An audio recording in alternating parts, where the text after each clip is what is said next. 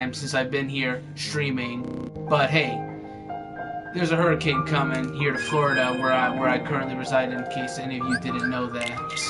So I have stuff to do, you know, have some preps to do. Most of it's already done, all taken care of. But I just got some time to kill before I have to do the last of it around 4:30 or 5, something like that. So, you know what?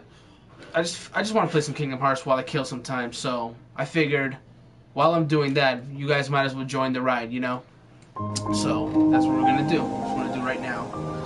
I have not played this since it came out back in March, when the whole 1.5 plus 2.5 remix came out. Fortunately, I'm still quite early in the game, so it should not be a problem. Yeah, we're just gonna go in and do it. Whoa, that loads quick. Okay, because I have not played this since, again, since it came out. I forgot. This game runs at a blistering 60 FPS, and that loads insanely quick on top of everything else. I'm currently on day 2 on Destiny Islands, which means I have a new set of tasks to complete. So we're going to go ahead and take care of some of that right now. It just makes me happy to play Kingdom Hearts, man, you know? Even Kingdom Hearts 1. Kingdom Hearts is that game series that just gets better and better. The further you go on the series. Wow, great commentary so far. Yeah, but the later Kingdom Hearts games are much better than the first one. The first one I still enjoy so much. Like, it's just so pure. That's what I like about it. Raft so much all I do is load Riku. Hey, have you seen Riku? Yes, so now we're going to be doing the race segment against Riku. I'm usually pretty good at it, but we will see. We will see.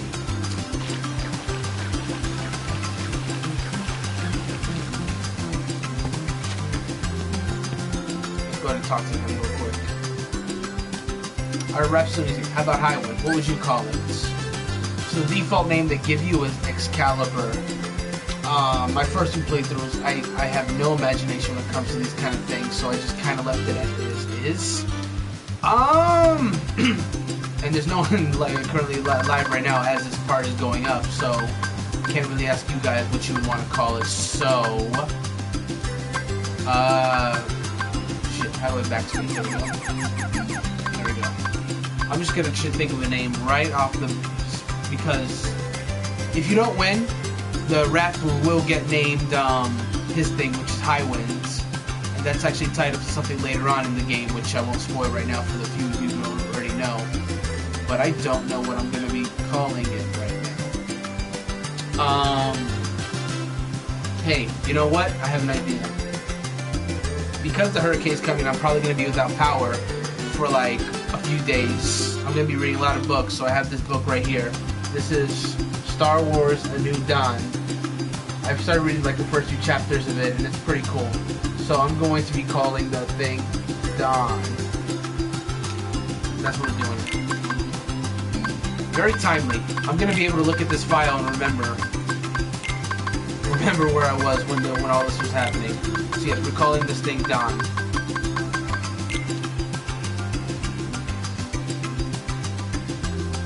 Okay. So we gotta win this race so I can call my Raft Dawn. Take any route you want. Yes, you can take any route whatsoever going through all the way here, you know? So you can take the hard route that Riku takes, or you can take an easy route, which is the one I'm taking, because there's a greater chance that you'll actually win when you do so. What is this? Sorry people, I'm just checking something real quick on the quick.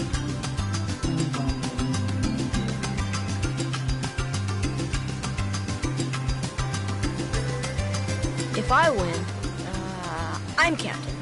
And if you win... I get to share the Palpu with Kairi. Huh? Deal? The winner gets to share a Palpu with Kairi. Oh boy, Riku just loves to mess with him. Okay, on my count. Alright, here we go. We're gonna start this race. I'm gonna win it. Riku's all set and stuff, and Sora's just standing there like an idiot. But that's okay, I'm still gonna win this race. See, he's taking the hard route, which is up there. It has collapsing paths and everything, and you have to like go on hang wires. This path, you're just going along the shore and just I think it may be a longer path overall, but it's consistent. You don't have to worry about jumping too much, and then you have a better chance of winning just like that. Yeah, we're good. See? And then we touched it, so just for giggles, we're gonna go ahead and take the harder route. Oh, I already messed it up. See? It's inconsistent. But hey, I'm ahead of Riku, so I'm just gonna go ahead and stay on the regular route. We will be good to go. For fun, after the race, I'll show you the harder route to see why I didn't take it. But yeah, and we win. Now the score's 2-8. So yes, for those who caught my episode 1 months ago, the score between Sora, when Sora and Riku are fighting in this race, they're tied to the same counter. It doesn't matter what you're actually doing, whether you're fighting or racing. It just matters that I won. So there you go, and I got a pretty stone for it. And lighten up, it's just a name after all. Sora gets so mad because he took it seriously, but Riku kind of didn't. Alright, all that's said and done, so now we gotta talk to Kairi and find out what we have to do to finish the raft. I do have to say, this is kind of like a slower part of Kingdom Hearts, the Kingdom Hearts game. It really just does get better after you're off this island. But this is still fun, you know? At least it's not long that you're here. You can be here like for a super short amount of time.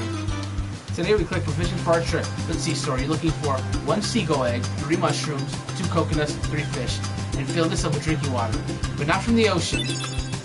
Bring everything back here. If you need help, just ask. Okay. So we gotta find all those things that she just said. I already forgot, but hey, I've done this game enough times I can remember. The first thing is I'm gonna get this mushroom back here. There we go. Next thing, I want to get that treasure that's hiding in that cove right up there. To do that, we need to grab this, lift it up like so, and then we just gotta slowly carry it all the way over there. Oh, I gotta deal with the X button. Gotcha. Cool. Should be able to reach this now. Yep, there we go. Open it up with my wooden sword, and we got a protect chain. Cool. That gives us a little early protection for the early part of the game. Again, 1 point of defense, not a big deal, but it's better than nothing. Just there. Oh, that's right, I'm doing the hardest difficulty, so I have the experience 0 ability. Yeah, and gains no speed. That's gonna be from like a I made do like a speedrun stream of that one day where I do the game with no experience gained, but not now. And for now, just doing the hardest difficulty is enough for me. That's gonna be. Trust me. In Kingdom Hearts 1 standards, the hardest difficulty is plenty tough already. So we got some good gear so far. There is a shortcut over here that we can take. I wish I had the roll like already. You don't get the roll until a little bit later. It's still relatively early in the game, but it's later than I would like. And we have a little shortcut back to the seashore. Seashells on the seashore. Seashells. Left. That's a tongue twister right there. Did I already fight? Oh, use the touchpad to look at the sky. Oh wow. Oh cool. I didn't know they actually gave you hints on where to find the things. So I already know where the seagull egg is. We're just gonna go ahead and nab that real quick.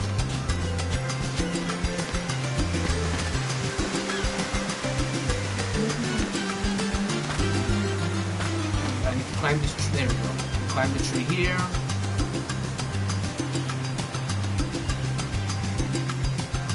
Climb up here, and there you go. We got the seagull egg. I don't remember if I fought Tidus, Waka, and Sophie on this day yet. It's not like it's a big deal or anything, but you know what? I might as well. Let's go ahead and just do it real quick, just for the hell of it. Let's get it. Because why not, right? Yeah. Ooh, I'm rusty. I'm rusty! I forgot how to change targets. There we go, that's how you change targets. There we go. Come on.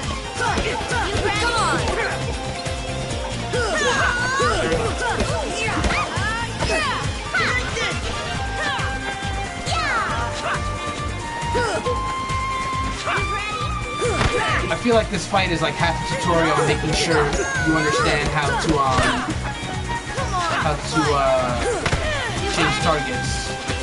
It's super helpful.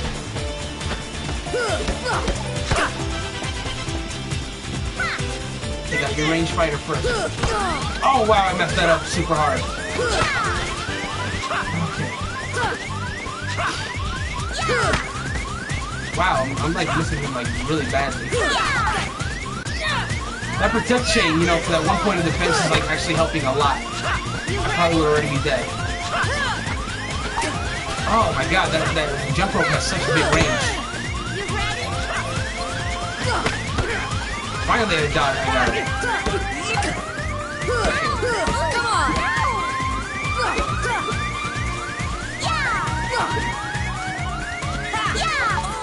Oh wow. Not your day, I guess. Yeah, not my day, I guess. That's okay. That was more just to get back into the feel of playing the Vidgy game, if you get my drift. So what am I getting? Oh yeah, I need the drinking water. Yeah. So there's a few places where you can get the drinking water from. This is one of them. You can just go right to this waterfall and you get it filled up just like that. Now I need to get some fish. You can only get fish from this aisle. Fish are fortunately not that difficult to get. You just need to go ahead and go over here. Yep, got that fishy. Get this fishy. I think I need to get 3 more fish. Is that it? Or is it 4 fish? Okay. So we got that fish. That's 3 fish. Basically, if you see any fish swimming, that means you probably need to get them. I'm going to see if there's any more fish hanging out around here. If I don't see any more, then I'm going to assume that we're good to go. I don't really see any, so I think we're okay. So now I need to go get some of the coconuts. Coconuts, I don't know the exact number that you need, but it's there's like not really limit. As Kairi said, only the yellow ones are actually edible, and I believe this is one of them that has it. So let's see. Yep, that's one coconut. That's another. Oh, that's another coconut. That's a black coconut, which means we can't eat that for some reason. That's also a black coconut. That's also a black coconut. Yo, okay. I think it was 3, but just to be safe, I'm gonna get 4. If I can. It'll let me get. There we go. So now we have 4 coconuts. So that must be enough. We have 2 mushrooms already. Pretty sure this next one that I'm gonna get is the last one that I need. So where the last one is in the place that Waka hits to the secret place. I'm gonna go right in there and collect this mushroom. And that is actually going to lead into an important cutscene that we will just sit back and watch. So yes, the mushroom's right there. Pick that up. And there we go. Look at that picture there. Since Sora and Kairi drew that when they were little. Why am I talking? They're going to show that in the cutscene. I don't really need to explain anything.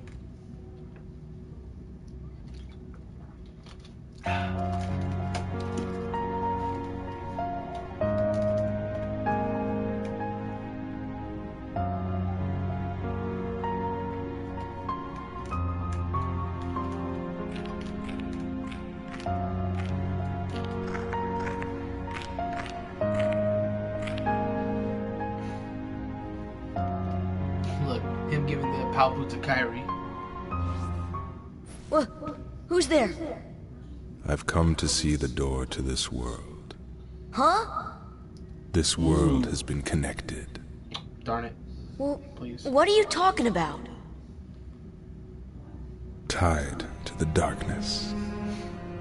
Soon to be completely eclipsed. Well, whoever you are, stop freaking me out like this. Huh?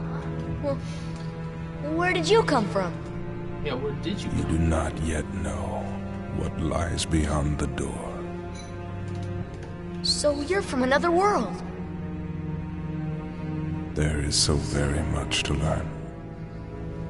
You understand so little. Oh yeah? Well, you'll see. I'm gonna get out and learn what's out there. I love this next A line. meaningless effort.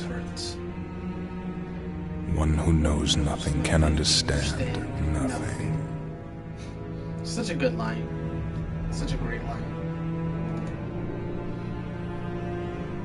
Everything that this character, like, I'm not gonna spoil who that is for in case you're among those who've never played Kingdom Hearts 1, but the guy in that brown robe, his character is voiced by one Billy Zane. Oh, hold on. Before I talk any further, let me just go ahead and look at this real quick. Nothing really alright. How did he get here? I'm gonna take a quick look at some of the other pictures that are here. A lot of these pictures are just kind of like nonsensical for now. Like there's a few self-portraits like that one down there in the bottom left there. But there's a few that if you look, kind of like hint towards stuff in the future. Foreshadowing, you might say. Let me see if we can find anything like that. Yeah, a lot of this doesn't seem like it. Ooh, hold on. You see like a few different things. You have a spade, a heart, a diamond. Ties up to a certain world that we might get into later. You know. That looks like a castle. I wonder if we'll see any castles later in the game. That straight up looks like Donald's. I don't know if that's supposed to like tie into anything else later on.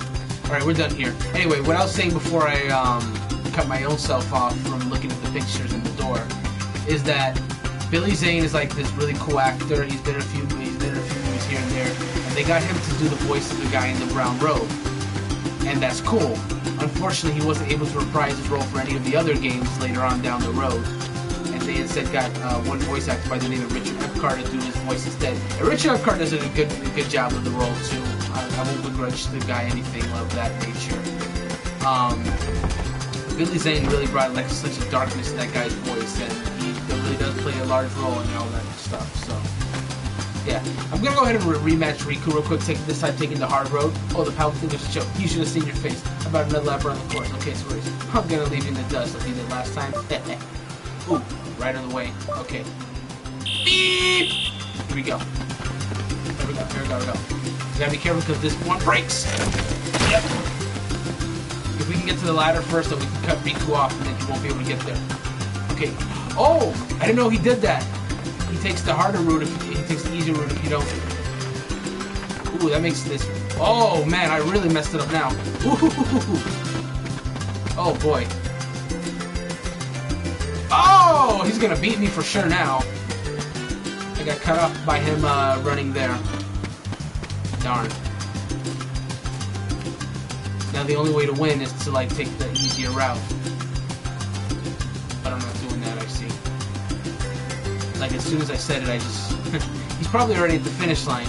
Like if you mess up once, you can't beat him. But yeah, that's the reason why I didn't take the harder route. Yep, he's already at the finish line. I lost. I totally lost. Look at him, he's just walking there and he's done. It's over. That's okay. Riku will always be better than me. I'm not gonna say anything. By the way, in case you were wondering, this is another place where you can get the drinking water right from here. In case you want to go to the other waterfall. And this is just a random seesaw that's here. So yeah, that's cool. I don't think I need any more mushrooms. I think I got all the mushrooms I need to give to Kairi. Pretty sure. Yeah.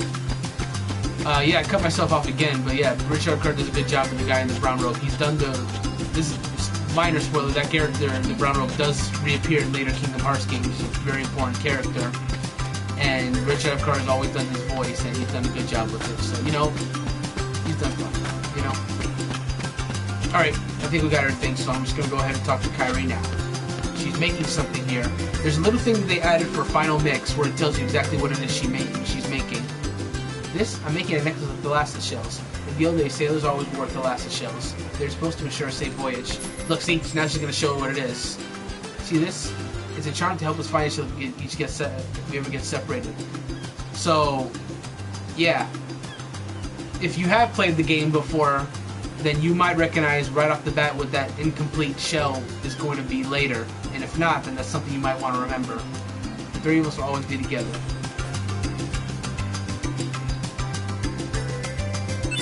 So, if you, like in the first day, if you manage to find all of the stuff without asking for any hints, then you get a high potion, which I just got. Very useful for the early game. Yeah, there's nothing left to do, so let's just go home and advance the plot. Maybe I can actually get to the first actual world before I have to cut the stream off to do my hurricane prep. Alright, I'm gonna take some water, though. You know, Riku has changed. What do you mean? Kairi's name. Well... You okay?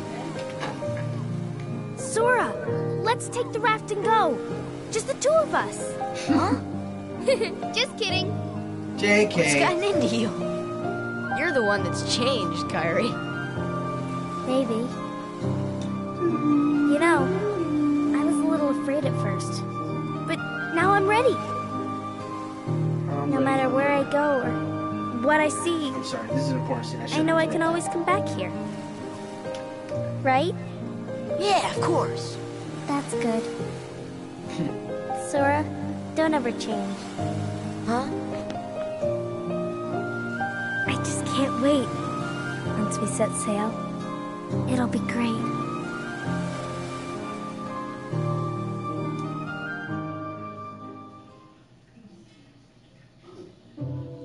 And now back to Disney Castle. I'm gonna try it, I guess. Donald? Sorry to rush off without saying goodbye, but there's big trouble brewing. I know this is a terrible Mickey impression, but whatever. Not sure why, but the stars have been blinking out one by one, and that means disaster can't be far behind. I hate to leave you all, but I've got to go check into it. There's someone with a key, the key to our survival, so I need you and Goofy to find him and stick with him, got it? We need that key or we're doomed. So go to Trevor's Town and find Leon. He'll point you in the right direction. P.S. Would you apologize to Minnie for me? Thanks, pal. And then you got Mickey's symbol right there. It was cute. Oh dear, what could this mean? It means we'll just have to trust the king. Gosh, I sure hope he's all right. Don't worry. We'll find the king and this key. Thank you. Both of you. Daisy, can you take care of them? Of course. You be careful now, both of you. There's googly eyes in that thing. It's like a rare game. And to chronicle your travels, he will accompany you. Yeah, right there. Over here! Hey, Jiminy Cricket! Cricket's the name. Jiminy Cricket at your service. I legitimately love Jiminy in the We Kingdom hope Hearts for your games. safe return. Please, help the king. I love this scene. So they're standing there, and right next to them is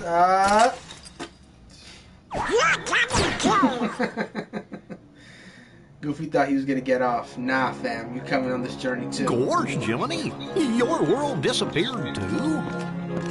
It was terrible. We were scattered. And as far as I can see, I'm the only one who made it to this castle. Goofy? Oh, right. I gotcha. You mean while we're in other worlds, we can't let on where we're from, huh? We gotta protect the world border. Right. World order. So fun fact real quick while they're not talking, Disney Castle was actually... Guess we'll need new duds when we get there, huh? Yeah, so Disney Castle was actually going to be one of the worlds you could explore in this game, rather than just being cutscenes. But that got cut out for reasons I'm not entirely sure of. But yeah, in Kingdom Hearts 2, you do get to explore this castle, which is kind of cool. Not a huge world, but it's still fun to explore. I mean, look at it. This castle reeks of Disney, with all the symbolism and everything. But I guess that's what it should be, right? This is where Mickey, Donald, and Goofy, you know, the main Disney cast, all live. So if it didn't feel like Disney, then, you know...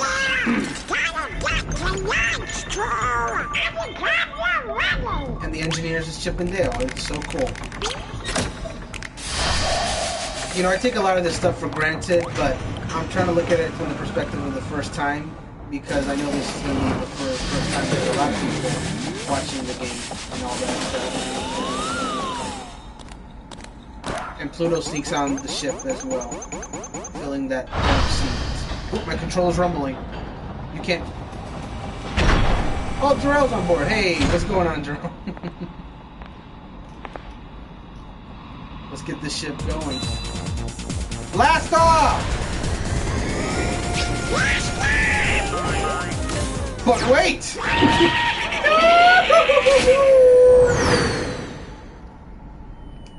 There's the castle. See, everything's alright. Blast off, let's go.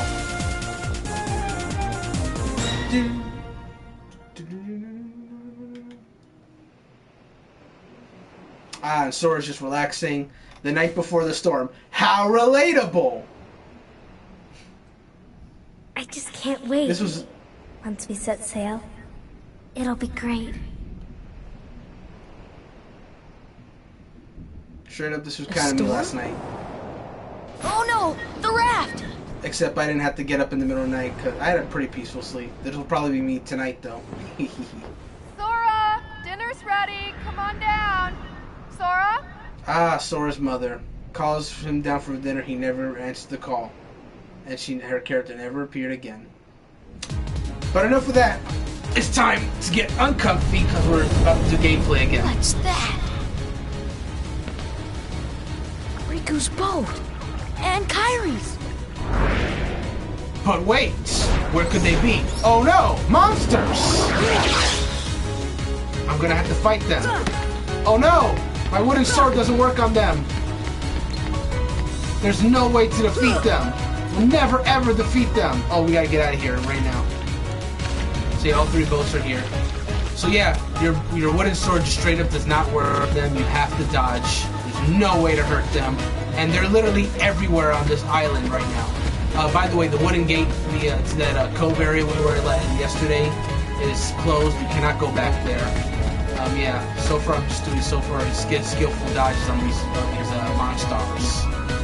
Not gonna say what the monsters are. But yeah, see, they're literally everywhere. You just gotta dodge. You cannot get hit. You cannot fight back yet. Okay, we're safe now, but hey, there's more of them. The only place on the island that's safe right now is the wait, oh, look at that door. Hold on, let's look at that door. That door that wasn't there before. Where did this door come from? Better go find Riku first. Unfortunately, we don't have to look very far. You can see the distance. Riku is right there. Now, I could just climb up the top of the shack right there to get in there, but I'm going to save real quick, so I'm going to go inside the shack. What I was going to say is, this shack is the only place that's safe from the monsters. So we can save right here. Nice and easy. See, I didn't gain any levels, but that's because I don't really fight those guys much. But that's okay. I'm going to climb up here. I'm just going to go across, and I can't control it. There we go. Where's Kairi? I thought she was with you. The door is open. Ooh. What? The door is open, Sora. Now we can go to the outside world. What are you talking about? We've got to find Kairi. Kairi's coming with us. Once we step through, we might not be able to come back. We may never see our parents again. There's no turning back. But this may be our only chance. We can't let fear stop us. I'm not afraid of the darkness. Take his hand, Sora. Take it. Riku. Take the hand. Oh no, we can't take the hand. Oh no, the darkness is enveloping him. Oh no.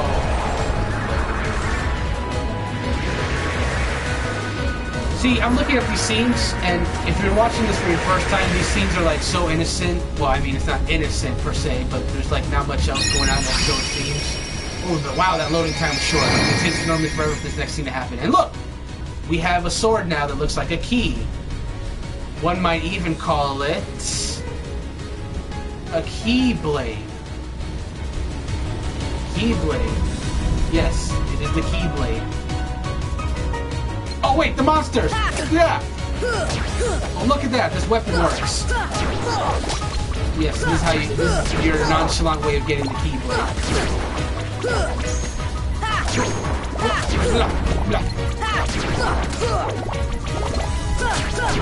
This is my home. I have to defend it. It's a little bit of Home Alone 2 reference for you kids out there. Oh, actually, it was Home Alone 1. I'm sorry. And we got a free potion for that. So, I'm going to go ahead and, for the experience, gonna go ahead and eliminate all of the monsters off the island. All of them. And there's a lot. But hey, it's experience. It's the only chance you can actually fight the monsters here on the island. This is one of my favorite scenes in the game, by the way. And this part of this, and part of the music, The Night of Fate. I know I'm kind of talking over it, but it's a really nice song.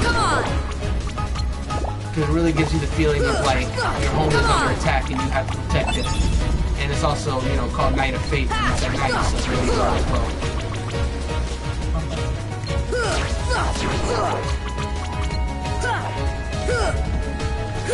So right now, this is the early part of the game. Not much going on with the combat, to be frank, you know? You're just kind of like going in on them, locking on and attacking. You don't even have to really lock on if you don't really want to. That's just kind of optional thing to do, you know, to make your life a little easier. But as you go forward in the game and gain more techniques, you'll be able to do a lot more. Hey, I got sliding dash already? Yo, are you kidding me? That's awesome.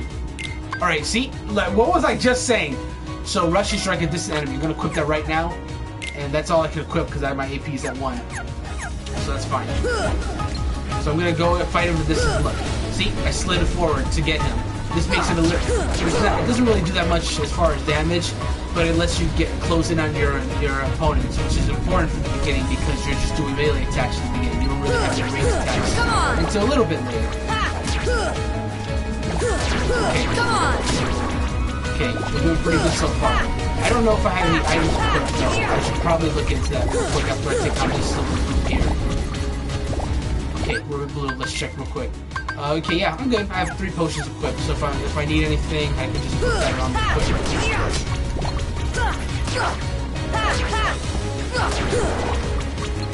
I've been told that it's better to like do air combos when possible. But these guys are like so low to the ground that it's not even really worth it, so I'm just kind of like staying with my ground assaults, if you will. Yep. And now these guys gave me trouble in the beginning when I first got on the island this night, which I'll take out right now. Haha. Oh, more of them. Okay, so far so good. So far so good. We're only getting 1 experience a pop for these things, so it may not seem worth it, but every little bit helps, especially when it's on the highest difficulty in this game. So I'm just really just trying to get But doing this combat, you know, as tedious as it may seem, is really helping me appreciate like the 60 FPS on this game, because boy was this a chore. And fighting little groups like this, it was a real chore. They keep falling. I'm gonna get them later, because you know what? I don't have the patience. They don't want to stay on the bridge and fight me like, you know, Anyway. But you know, I'm still really appreciating how much faster the game runs on the PS4 and all that kind of stuff. It's really cool. Cheap shot. I think I got rid of all on this balcony. I wonder if the other ones respawn. There we go. Yeah, they respawn back on the bridge. So there's no point in chasing them after all. They're getting a lot of cheap hits though. I don't really have a way to block right now, because the block comes later, you know. God, there's a lot of them. We're gonna clear out the whole island and protect it. Again, only time you can really do this. There's a unique opportunity, you might say. Getting some good early XP for the game. Yeah. So we're gonna climb up this spiraling bridge. And I cannot stress enough that how everywhere they are. Like the fact that they're all the way up here is like crazy. That there's literally no refuge from them. So I gotta protect the island, you know? You gotta do it for the kids, man. We gotta protect the children that live on this island. And even in here too. Look at in this little tree house they got there's that's real messed up. You don't put monsters in a tree house, man. A tree house represents innocence. Did I kill them all? There we go. The treehouse is clear. The kids may relax again without worrying about monsters. Okay, I don't want to get too close to this door though, because once I get too close to the door, the cutscene triggers and we're off to the next fight. And that's not what I want right now. I want to get some experience by killing off the monsters. Okay, the monsters are out of the clear drinking water, but there's still some on this path here.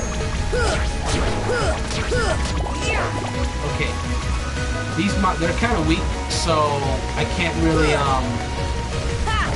can't really even like finish a combo before they're already dead. You know? They're too powerful. I forgot what I chose.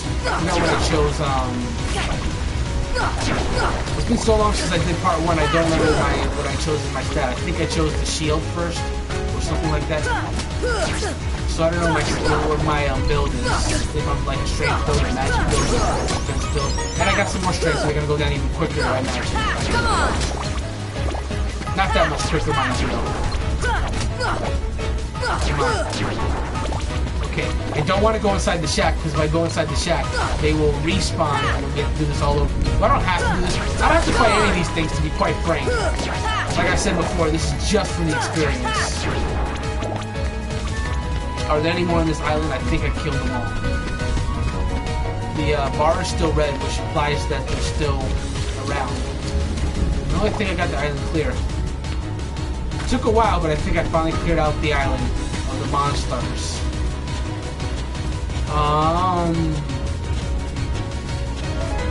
Yeah, the beach looks clear. I think we did it, guys. I think we did it. No, not quite. Close, but not no cigar. Come on! Okay, that's why we're checking, right? Oh, where'd you come from? Jeez. That's the other thing, get items for this too. So yeah, some free early potions. You really could just make this like an early grinding spot if you really wanted to, because you go inside the shack, all of these things just come back.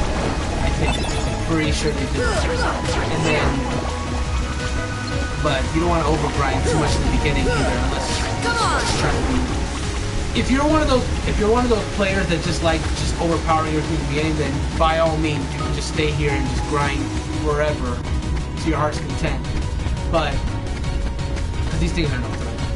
But most people, they would like at least a little challenges they're going for, so they'll probably just like fight what I'm doing, just fighting the monsters that are here and just moving on. Alright, we're done, so we can go forward now to the secret place. Now we're going to trigger the next scene. I should lose control in a second. Yep, I've lost control. There we go. Kairi! There she is. Sora. The door opens. She just disappeared. What happened to her? That's something you're legit not going to find out until way later in the game. I'm just gonna be real with you. But look, the island's already been destroyed. It's being sucked into that dark void. Oof. Well, that's a little close. Boy, this makes me really anxious. For reasons I explained earlier in the stream. But yeah, that monster that we fought in the dream is here, and it's real now.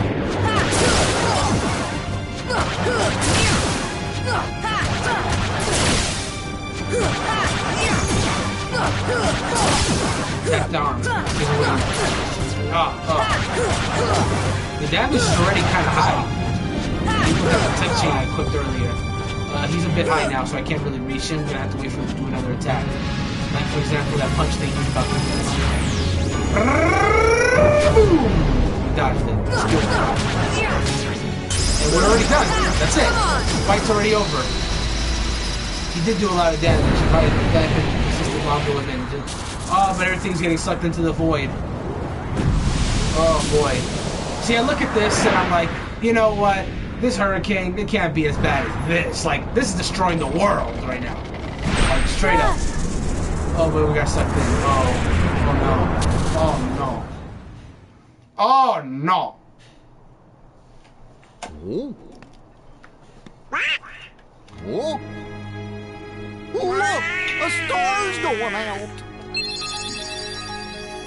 Yes, the stars represent the worlds. There's many worlds out there for every star in the sky. That's a lot of worlds, you know? But yes, the star's going out, which means another world has been consumed by the darkness. But here is our first world beyond Disney Islands, Traverse Town. Not associated with any Disney World in particular, but it has a very Disney feel to it if you get like any like Disney parks or stuff like that. Maybe we ought to go find Leon. Toontown or what have you. It's a town I feel like... Donald, you know, I bet you that, what do you know, you big little cat? What do I know? Sure.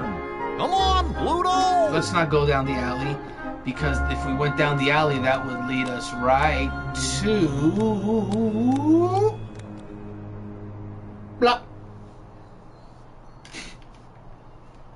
And so we don't get to meet Down and Goofy just yet. But we do get to meet Pluto. Our first encounter with a Disney character. Hooray! I mean, Sora's encounter with a Disney character. This isn't a dream.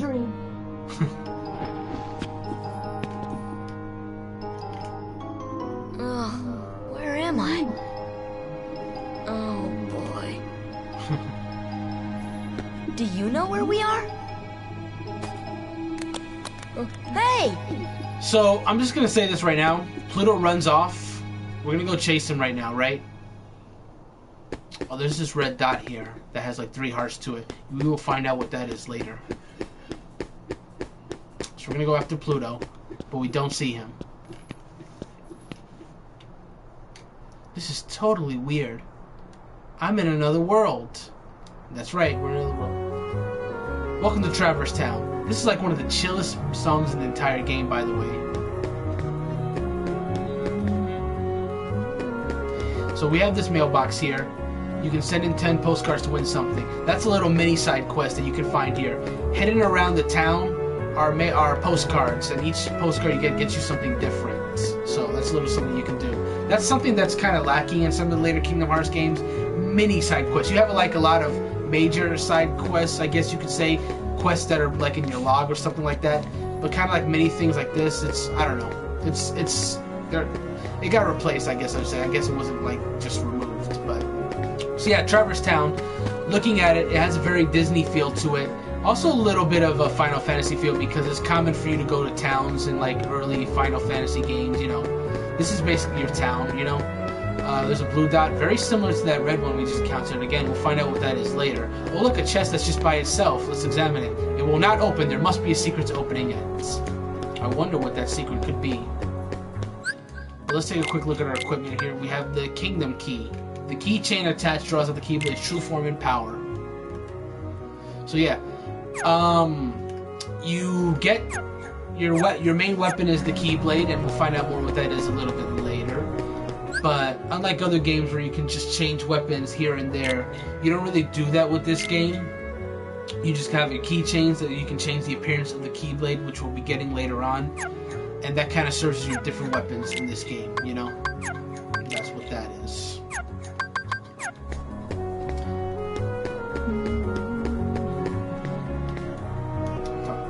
This town has grown as people have lost their home worlds and come here. It's easy to get lost in this big sprawling place. Be careful. So what this man is implying is that people who lose their worlds, you know, kind of how we just lost ours, they end up in here. Not exactly clear why just yet, but that's how it do. Another blue dot right there. Currently closed off, so you can't go past this door yet. But it says see you again. So yes, that is in fact the exit to Traverse Town. To the greater worlds around. So here's a funny thing about this alleyway here. This alleyway just kind of leads nowhere, right? This world comes back into one of the later Kingdom Hearts games, Kingdom Hearts Dream Drop the Distance. And in that game, this alleyway actually does lead to a door that leads to later districts that were not in this game, which is kind of cool. They did something with that kind of useless alleyway, you know. And here's a Moogle. For those of you who've ever played Final Fantasy games, Moogles are commonly appear in such games. He's just kind of like a random NPC though. Seeing all this town will take some time, Koopo, especially for newcomers. Especially if you can't go to certain areas now, you'll be able to go later. The Moogle basically just explained the plot, not the plot, but like the structure of video games where you are you don't have access to everything. You go to this place, this world, but you don't have access to everything. I think that's the best way to explain it, actually. Kingdom Hearts, as the time went forward, you know, became more of like stages where you go to where you can just fight opponents. Whereas in the early games, it felt very much like the classic 3D games, like maybe a Banjo-Kazooie kind of game or a Super Mario 64, where you have these worlds and you have like little things to find in the worlds and stuff like that. Something like that. Or even like a Legend of Zelda game. Here, let's talk to this woman here. Those candles burning over there are especially created by Moogles. Even if you snuff one out, it flickers back to life in no time. You probably need magic to put them out. So that's the secret to this chest here. Later on, we're gonna have a magic spell that can put out these candles. And that's the only way to keep them off. You can try to turn them off now, but it'll come back in just a second. Yep, see? And you can try to just snuff them out quickly, but it's not quick enough. I didn't know you could actually destroy these chairs. Wow, I'm not gonna do that anymore because I'm destroying property and I don't feel good. Let's look around a little bit more. So we're gonna go inside the accessory shop real quick because that's gonna trigger another scene. Actually, you know what? Let's go to the item shop first, just for the lulz. As you can see, the shop has Huey, Dewey, and Louie. Yes, they are the ones running the shop in Traverse Town. Now, how did they get here and why are they here? Not exactly explained. Well, the journal explains it, but we don't have the journal yet. So let's just go ahead and talk to them. We're gonna earn enough money here to go on our own adventure. You know, we talked to Louie. I'm in charge of keeping the shop clean. It's easier than our bedroom. Dewey's currently running the shop right now. He's the one you're actually buy items from. But that switches. Every time you go to the item shop, it's a different one of the triplets that are running it. Are you looking to buy it? Or maybe you have something to sell. Let's chat. I handpicked everything on these shelves. We carry only the best. I don't know if anyone's ever watched the new DuckTales show. It's pretty good. Hey, by the way, there's a secret here that not a lot of people know. So this fan here, I'm going to try to get it.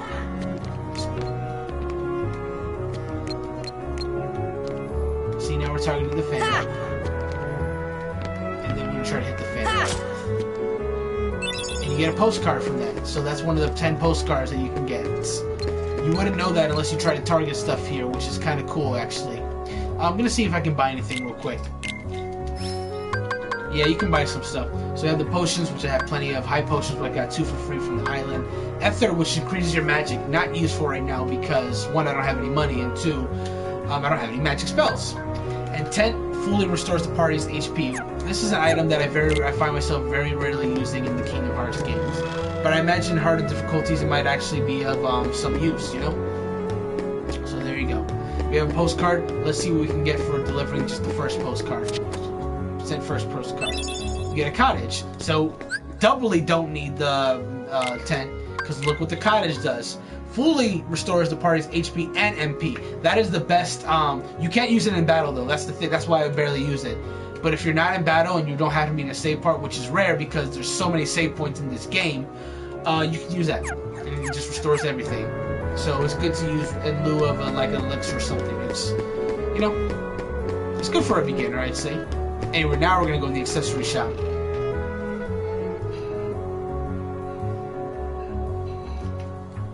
Hey there, how can I... Ah, it's only a kid. So some of you might recognize this guy, but I'll let the dialogue explain who he is. I'm not a kid, and the name's Sora. Okay, simmer down. So why the long face, Sora? You lost or something? No. Well, maybe. Where are we? Huh? So then he explains everything. Traverse Town. So, Gramps, is this really another world? Don't call me Gramps. The name's Sid. Anyway, not sure what you're talking about. This sure ain't your island. Guess I better start looking for Riku and Kairi. Well, good luck with whatever it is you're doing. If you ever run into trouble, you come to me. I'll look out for you. That's very sporting of him. Very sporting of him. But yes, this is none other than Sid Highwind. Now, for people who played Final Fantasy, Sid is a reoccurring character in all the Final Fantasy games from like I think 2 or 3 onwards. But this Sid is specifically Sid Highwind, who was the Sid that appeared in Final Fantasy VII, arguably the most popular of the Sids, as he was a party member and whatnot. But yeah, obviously his appearance is a little different, and yeah.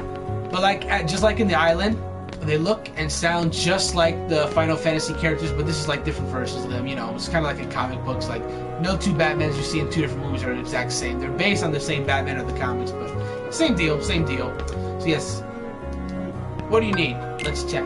If you can't find your buddies, I'll take care of you. But he's nice. See, he's letting Sora go ahead, see if you can go find them. But if you can't, then I'll take care of you. And I think that's really cool of him. But yeah, this is an accessory shop. Got all kind of like studs and stuff like that you can look at here. There's a suspicious ladder up there. I wonder how we get to that. But before we do that, why don't we go ahead and see if we can get this chest. Got a mithril shard. So that is one of the synthesis items. A mineral shard containing rib used for item synthesis. You'll want to get these because they'll be useful for like synthesizing items later when you get access to item synthesis. Like this crystal here. Attention customers, you can synthesize items like this on our second floor, Kupo. Wow, crystal. There are traces of fire. Once we get a fire spell later, we can use that to make a fire. And that is important for later for reasons. I'm sorry, I know I'm being very secretive, but, you know, I want you guys to go on this journey with me, you know? Let me see if he has any accessories that I can use.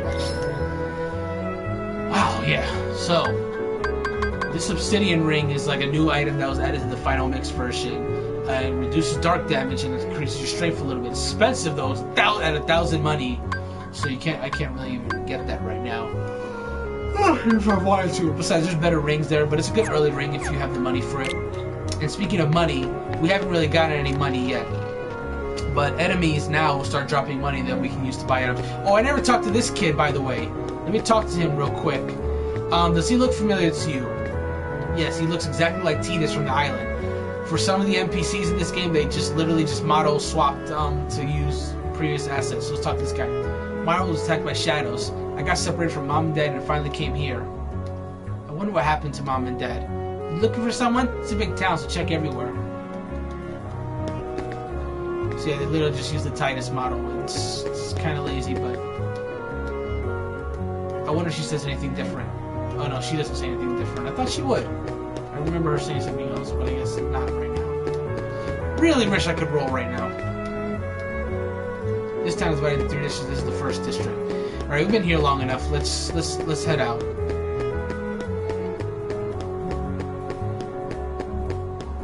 Oh, actually, I was about to leave, but I forgot about this.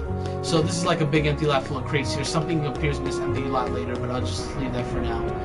We're gonna push this crate over here, because that's gonna help us get onto the roof here, or it should. I'm trying to get up here. There we go. Then we can open this chest, and that's another postcard. But I do kind of see why they got rid of the postcards things, because you went all this way just to get a postcard when you could have probably just gotten a chest to have the item itself instead of what the postcard is going to give you. But, you know, there's a certain fun to like collecting these things and like bringing them to a certain place too. Especially with that fan one. That's a fan is not the same as a chest, you know? That's a little Easter egg. We got a mythical shard from that second postcard. I do believe that's everything though. I think there's something above this roof here, but we can't reach that yet. This is the item workshop, Kupo. Researching item synthesis and super weapon forging. Something's blocking the door, Kupo. So yeah, we can't go there yet, because like you said, something's blocking the door. You're kind of blocking the door, but I'm assuming that's not what you meant. Let's open this up. Look at this safe here. Looks like it's locked. Now... Ow, excuse me. Wow. Oh, sorry about that. Anyway, I had to drink some water a second. Obviously, the sword that I'm holding is a gigantic key and should be able to open this easily. But Sora's kind of a numbskull. I guess that's the nicest way to put it. Even though this is a giant key that he's holding, he can't put two together to figure out that maybe that can open that. Well, I guess that makes sense. I mean, you're holding a big key. I guess you're not assuming that it's maybe a master key. Maybe it's just a sword that just happens to look like a key. But yes, he learns later on that the Keyblade can in fact open almost any lock. And then once he learns that fact, you can come back to this safe to open it. Which I guess is kind of a neat little thing. Let's talk to this guy. You need money if you want to buy items. No matter where you go, money talks. I like this guy's face. He has like a big stupid grin on his face. Alright, we're gonna finally move on to the second district now. We've been here long enough.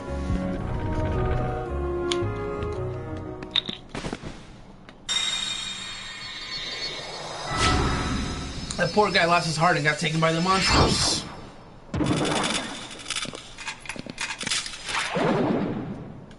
That's a new type of monster. Oh no, but it's the old type of monsters that are attacking us now. It's those creatures from the island. So now we just fight them. And now, see these yellow orbs that we're grabbing? There's the money. We weren't getting those before, but we are now. It's imperative that I try to get as much as possible.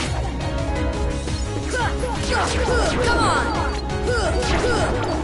Just like in the island, these guys kind of like pop out of their crannies, so you just gotta kind of be on your guard. I'm not gonna especially try to get every single one of them this time around, but I'll try to get as much as possible while they're here. There's another one over there.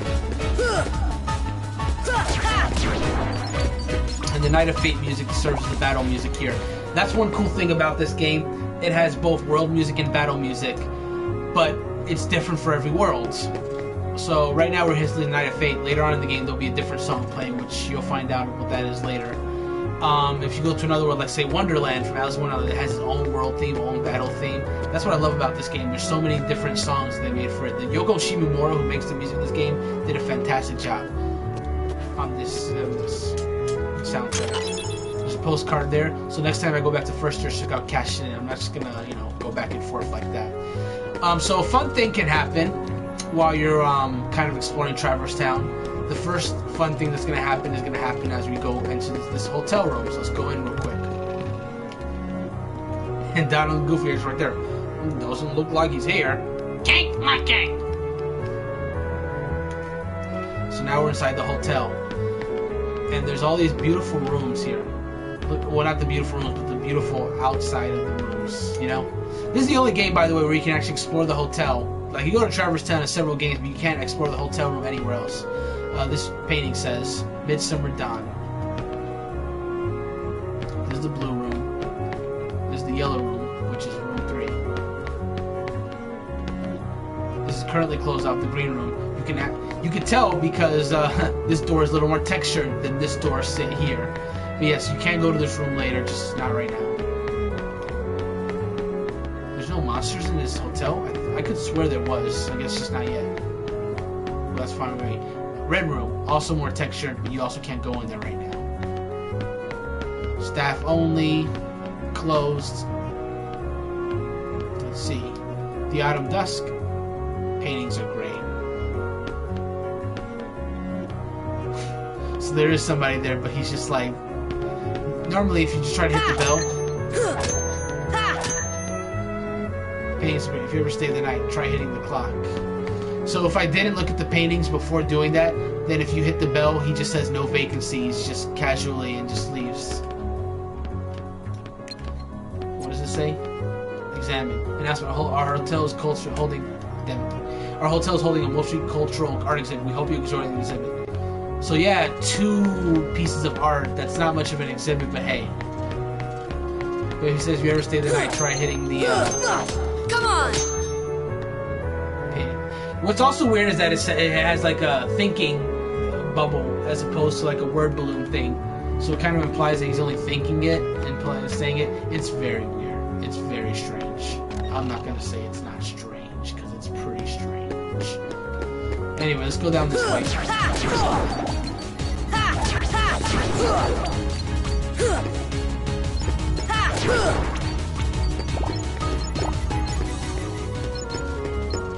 Okay, so we took down them. These ones in the center respawn. They do in fact respawn. I'm not going to fight them again.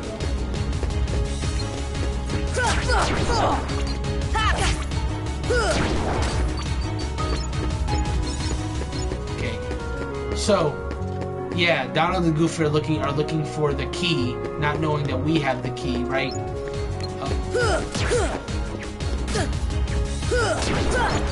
And so it's just kind of, and like as soon as you keep going to new areas, it just comes to become like a funny cat and mouse game where, they're looking for him, they keep missing him. So we are gonna go inside this door here. Oh, look at this actually. Oh, actually, spoilers. Let me read this one first. It's a carving bell. There should be a bell in the Gizmo shop's roof. Let's see if there is. And so there is. On the roof there is a bell, but it's kind of like blocked off right now. There seems to be a big bell above the Gizmo shop. It's the Gizmo shop's bell across the square. I like how the messages are all different. This one says there should be a bell up there, there seems to be a bell. This is about the bell. It's kind of funny how that happens. And we're gonna go through this door here. And look, now they're out of the hotel. Leon, it's Leon. Where are you? Well, that I did forget to say that they are technically looking for Leon, because Leon's supposed to leave the key, not knowing that if they find me first, they'll just have the key. So now we're in the alleyway, and there's more of these monsters here. I can't wait till I can start calling them monsters, because I know exactly what those things are, but you know, I don't want to spoil it. There's always a chance there's someone new watching, you know? Open this chest here. Got a potion. Some of the stuff I think I'm gonna need. Can I move? Yeah, I can move some of these around, so I'm gonna do that in a second. But we're just gonna explore the alleyway first and see what we find. There's a caution sign there, I guess, not to get wet. Anyway. Ah, my sliding dash missed. Big miss. Come on!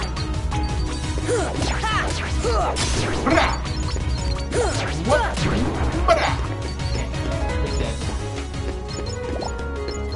We're doing super fine right now. We're doing super dandy fine. Also, I do like, you know, this is an HD remix of the original Kingdom Hearts, which came out for PS2. You know, so these are obviously PS2 graphics that you're looking at right now. But not only, but for the PS3 HD remix, they HD'd it so it looks a little nicer, and then for the PS4 they added the 60 FPS just to make it the best. So, but what I was gonna say is with this art, with the specific art style of this game, it holds up because the art style of Kingdom Hearts is just real nice and cartoony, which it should because it's based on Disney cartoons and stuff like that. So everything holds up really nice. You know, most PS2 games, you try to look at them now, they look terrible. They look really bad. By modern game standards, that is. But this game still looks great, you know? The Kingdom Hearts games is going to keep looking better as it goes forward, but this game still looks fantastic, and that's awesome that it still looks fantastic after all these years. That I can still play it and still be happy with it. I thought there were some monsters here, but I guess not. Okay, don't fall. There we go. We get a pretty stone. I don't think pretty stones do anything in this game. I think they're just for selling. Because to my knowledge, no item synthesis calls for that at all. Let's see. Oh, by the way, you guys can probably see it. See behind these crates here, there's a treasure chest here.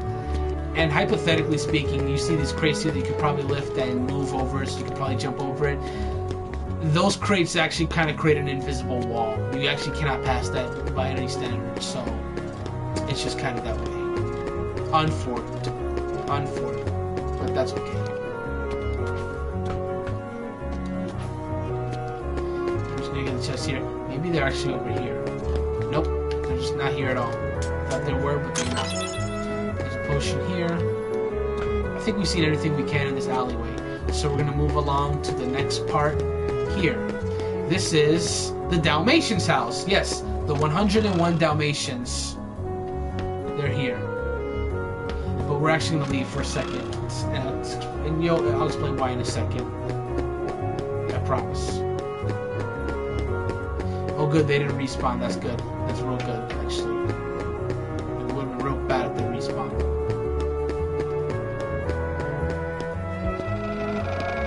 So we leave here. These guys are back. Just gonna leave them alone, actually.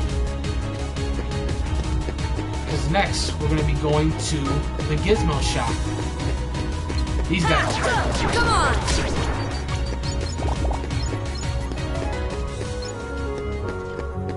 Here's the Gizmo shop. We're gonna go right inside. And now they're out of that hotel. Where is he? Leon! So the Gizmo shop is super fun. Look at it. This is the epitome of Disney cartoonist stuff. If you just look at it. Oh, here's why this place is fun, right? Oh look, he's by himself. We can do this easily, right? But as soon as you kill one, two more pop up. It's like Hydra. Cut off one head and two more shall take his place. Right? And now there's 4 of them. Oh, I'm sorry, there's 3. It goes up by 1 each time. And now there's 4 of them. So each time you beat one group, another one just comes in and takes its place with exactly 1 higher than the last. Now, is this infinite? Does it keep going forever? It does not, but it goes up quite high.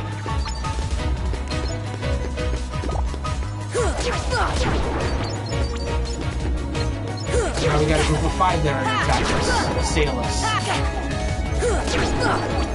And this is another good place to get experience because, you know, they just keep coming out. They just keep coming out, keep coming at you.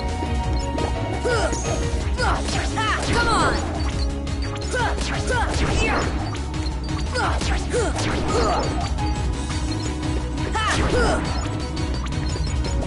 Keep coming more. So there's an ability in this game called Treasure Magnet, which, like, see all these little dots that I have to keep running just to get so I don't lose them, because they do disappear after a while. A Treasure Magnet just brings all this to you, and the more of those abilities you have equipped, the further the range. So I can't wait till I get that, because it really is kind of tedious to have to keep scrolling around these things just to get the things. You want to keep fighting, right? You want to keep collecting all this stuff. Like, you're in the middle of battle, kind of dumb that you're just kind of like running around just to collect the little collectibles. Fight your game. That's how it had to be in the beginning.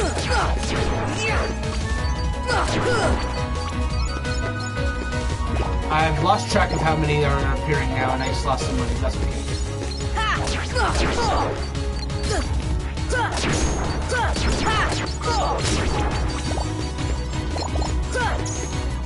Come on, Joe. There we go. Oh, come on.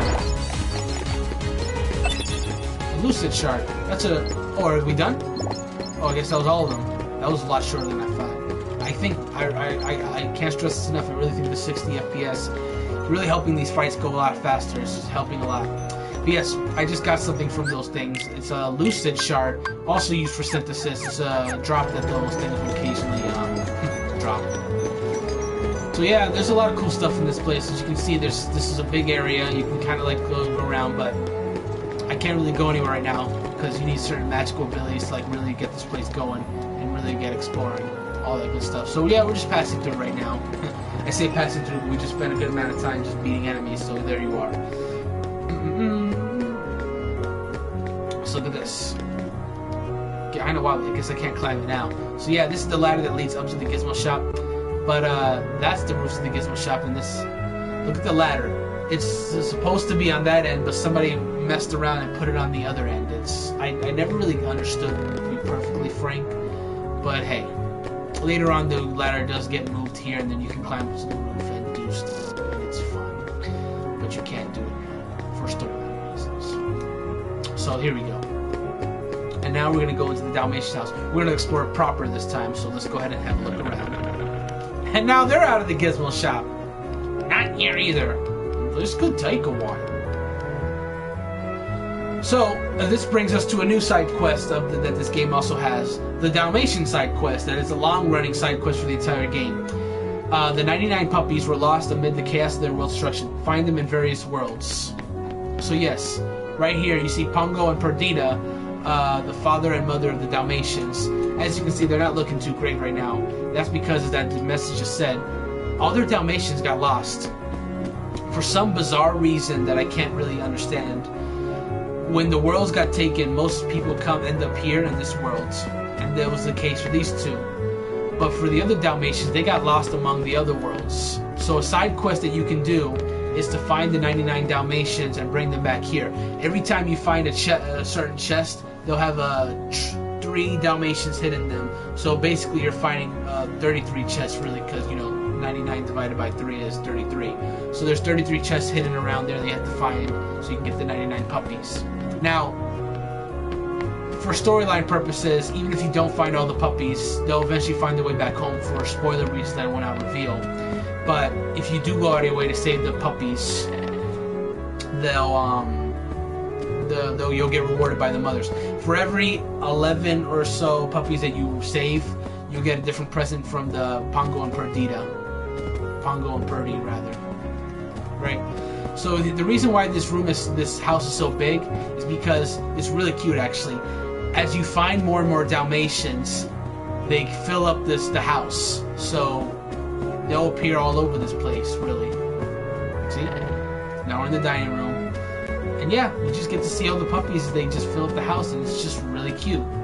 Now the question is, who built this house for them if they don't actually live here in this house, you know? And that's just another thing to explain later. I'm sorry that I keep using the same explanation over and over, that it'll get explained later, but that's just how it is. It's hard for me too, because I want to explain all these things, I really do, but like, I just want people to go on the ride with me, you know? It's not too much fun if you're just going through, if this is like, say, your first time watching the Kingdom Hearts, whatever, and it's just like, hey, you're just gonna find out everything right off the bat before you even got the chance to see it for yourself. I don't like that. Like, I don't like assuming people's never seen it. Come on! Wait, did I say I don't like assuming people never seen anything? No, you knew what I meant. You knew what I meant. I'm sorry that what I'm saying doesn't make a lot of sense. It's not my intention to confuse. It's not my intention to make anyone think I'm weird. I am weird, but you know, that's a different story. I don't think I can reach that chest right now. Maybe I can, maybe I can't. We're gonna give it a try, I think. Yeah, I think we can actually. If I can reach, yeah, I can actually. Oh, but I messed up. That's okay, we're gonna try it again, because we don't give up, right? This is about effort. Yeah. Here we go. Here we go. There we go, we made it. What else is inside? A Mega Potion! That is super useful. What a Mega Potion does, restores 30 HP of each party member. Right now, Sora's by himself, so it's not really useful right now, but when we get a party later, that'll be... Huh? Can I climb this now? Oh, I can't, no. It's not even. Wow. I thought you would be out for a second there. I thought I was able to just straight up do some sequence breaking. That's pretty much it for second district. We can kind of move on now. So we're gonna go down this alleyway. Probably encounter a few more of the monsters on the way. Yep.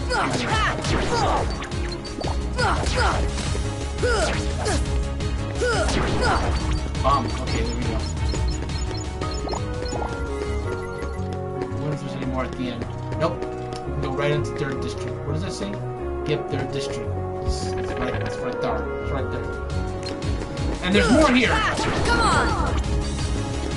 We're gonna get 3rd district good. Wow. That was the scout force, huh? There was just one, and then like 6 more came after I defeated the rest. It's like, yo, he ain't shit. You can get him. You can't get him.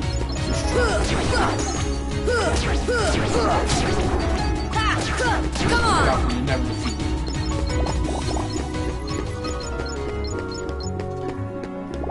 See, that's the vacant house file. We'll look at that in a second. And that's dead.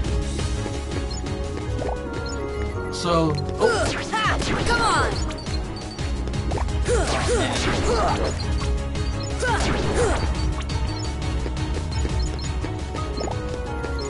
So look at this sign here. There is it's a pseudo roadmap for Traverse Town 1, 2, and 3. So from 1st district you can get to 2nd district or 3rd district. Yes, you can go straight from 1st to 3rd via this door right here. Do you recall earlier that we saw that door that was like warded off? This is actually that door here. It will give you a nice shortcut from 1st to 3rd. You can't access it right now.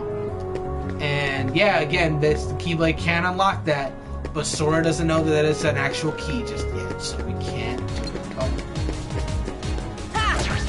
Come on!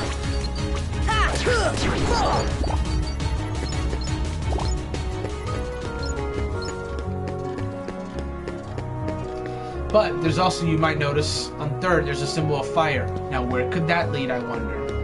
I guess we'll have to see. But first, let's go ahead and take the route these feeds. Come on!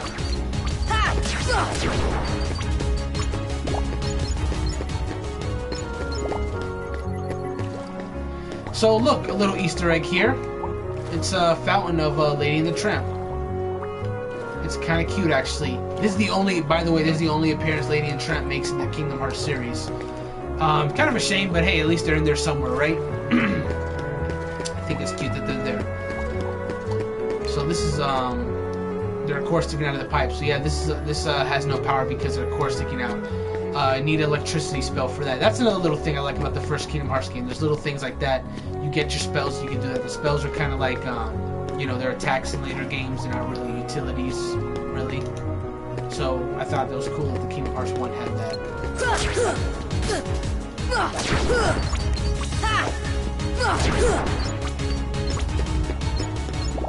And that takes care of them. Another blue dot here. Eventually there's another monster here. Now you were wondering earlier, what is that fire symbol? Well, I'll come back to that in a second. You guys will let me look at it. Now then, yep, look at this. It's emblazoned with a stylized flame. So yes, we can come back later when we have something that maybe matches flames. You know? You feels me? You better feels me. I think that's everything here. So yeah, we've now explored all 3 districts and found nothing. Nothing at all. So what do? I guess we gotta go back to Sid and tell him that we found nothing. But first, look at this vacant house. Look how vacant it is. Look how much nothing is in this house. Yeah, no one lives here. So it's just that. Unfurnished and all that stuff. So nothing really to do here at the moment. There'll be more to do here later. But not right now. Right now, that's just a vacant house, you know. So, with everything said and done, we are going to go ahead and head back to the first district. We can't take the shortcut yet, unfortunately.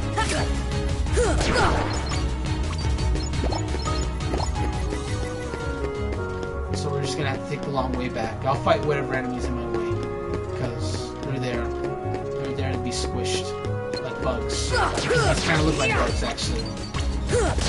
And good on them for choosing these insect-like enemies to be enemies, because, you know, this is a Disney game at the end of the day. Disney and Square Enix worked on it together. Well, they were Squaresoft at the time when they made its first game, but either way. It's a Disney game, and they don't want the monsters to look too grotesque or anything like that, but also not too cute, because it's scary.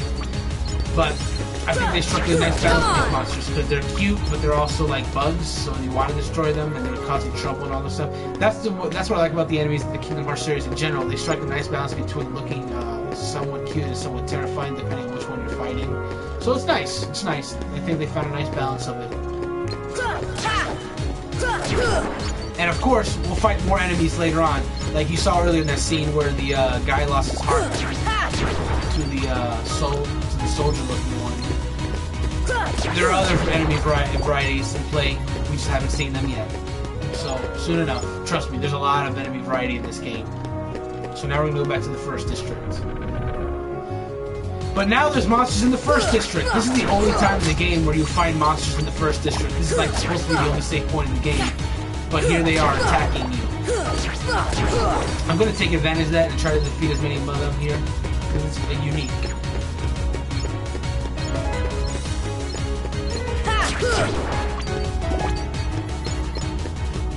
But the fact that there's monsters even in this part of the town, which is supposed to be the safe point, it speaks to something that is kind of explained a little bit later on. Yeah, there it goes again, explained a little bit later on, but I don't know what else to say.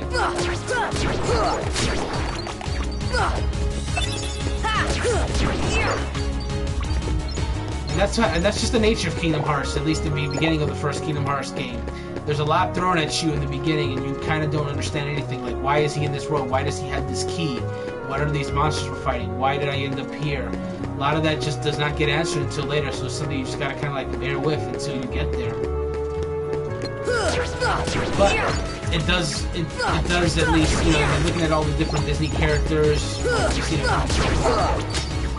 and world and all that kind of stuff in the gameplay, and you know, while you're waiting for the answer, at least you're having a good time, you know? It's not like you're suffering waiting for the answers. It's not like it's boring, is what I'm trying to get at. At least there's fun to be had. So yeah, although the villagers, the townspeople are just, you know, they're out of here. Because they don't want to be here while these monsters are just in the streets attacking people.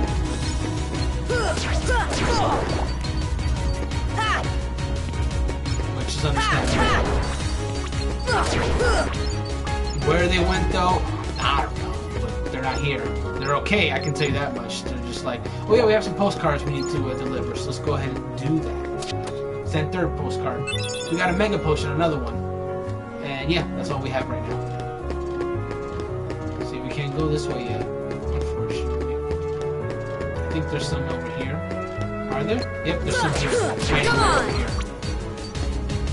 I bet very few people have actually fight this move because most people, I bet, when they're in this first district or in this exact part of the game, they'll probably just go straight to the accessory shop. That's where you're supposed to go. That's where I'm gonna go. But, not yet.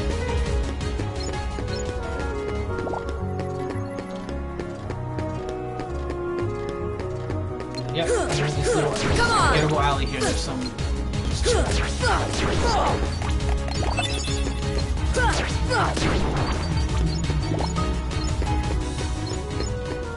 Okay.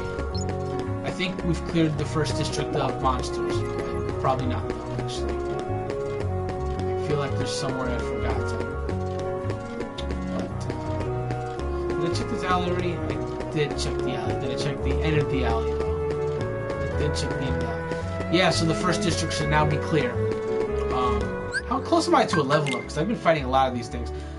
35 to next level. That's crazy. That's nuts. So, but we're done. So we're gonna go to the accessory shop now and talk to Sido. Sido, gonna save up this game here real quick because we're about to get to a big cutscene real quick.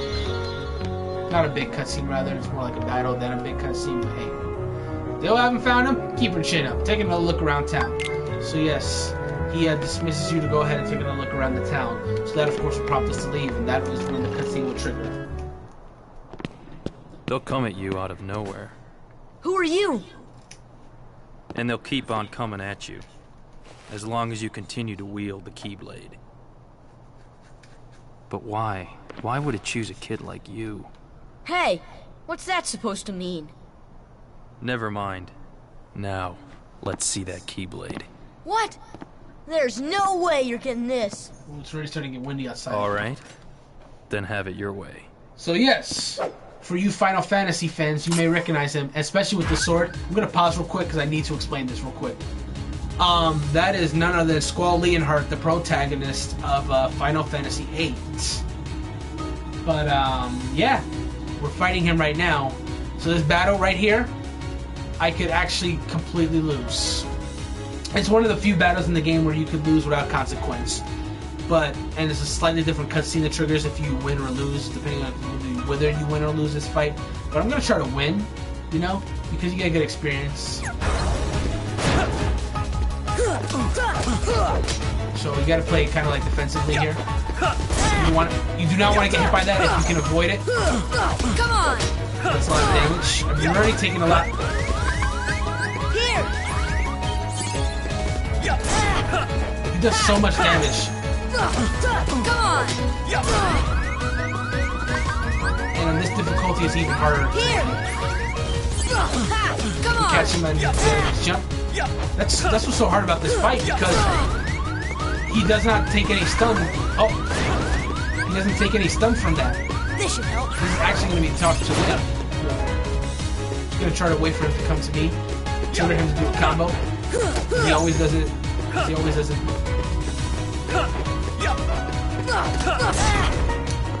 Legitimately a tough fight. It's part of the game. But I really want to win it.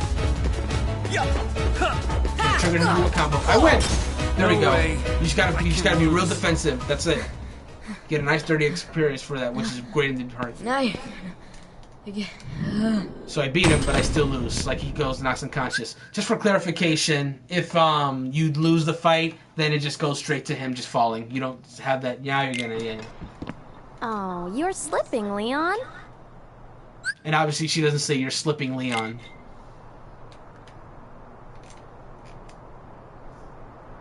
I went easy on him. Or that, of course, that you went easy on him. Looks like things are worse than we thought.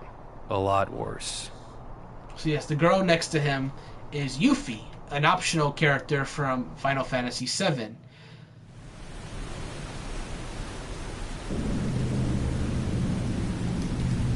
Oh, the scene that we're seeing right now is actually a bonus scene that was only included in the final mix version, so it will actually not be voice acted as a result. But yeah, just enjoy it, because it's telling you where Riku is basically, which is something that, you know, for a long time you don't know where Riku is in the original Kingdom Hearts 1, but for the final mix you at least get an idea that, hey, it's okay. He just knows where am I? Again, not voice acted because it was an added, much like it was a post-added game. And the voice actor of Riku is aged and does not sound like a kid anymore. So for consistency, they just decided to have no voice. Sora, Kairi.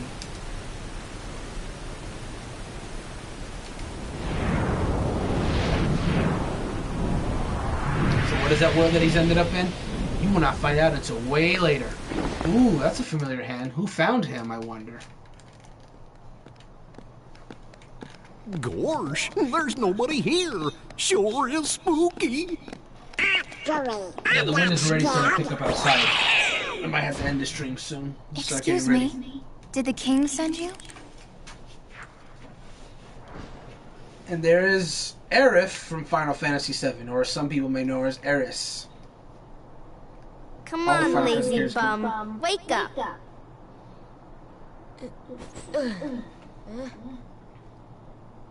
You okay? Why does he keep seeing Kairi, I wonder? Those creatures that attacked you are after the Keyblade. But it's your heart they really want. Because you wield the Keyblade. I'm so glad that you're okay, Kairi. Kairi? Who are you talking about? I'm the great ninja Yuffie. Yeah, he's hallucinating. I think you might have overdone it, Squall. That's Leon. The Keyblade. Yeah, we had to get it away from you to shake off those creatures. It turns out that's how they were tracking you. It was the only way to conceal your heart from them. But it won't work for long. Still, hard to believe that you, of all people, are the chosen one. Yep. Well, I suppose beggars can't be choosers. Why don't you start making sense?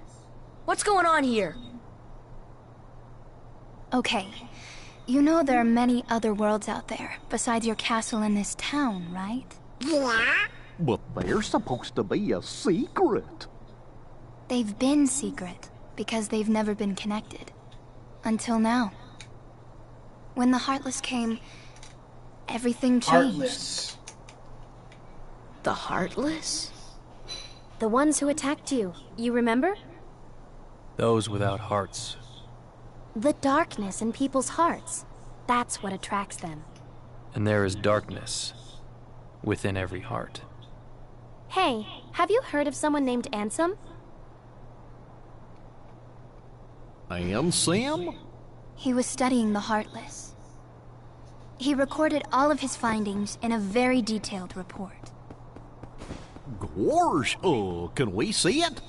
Its pages are scattered everywhere. Scattered? Too many worlds. Oh, then maybe the king went to find them.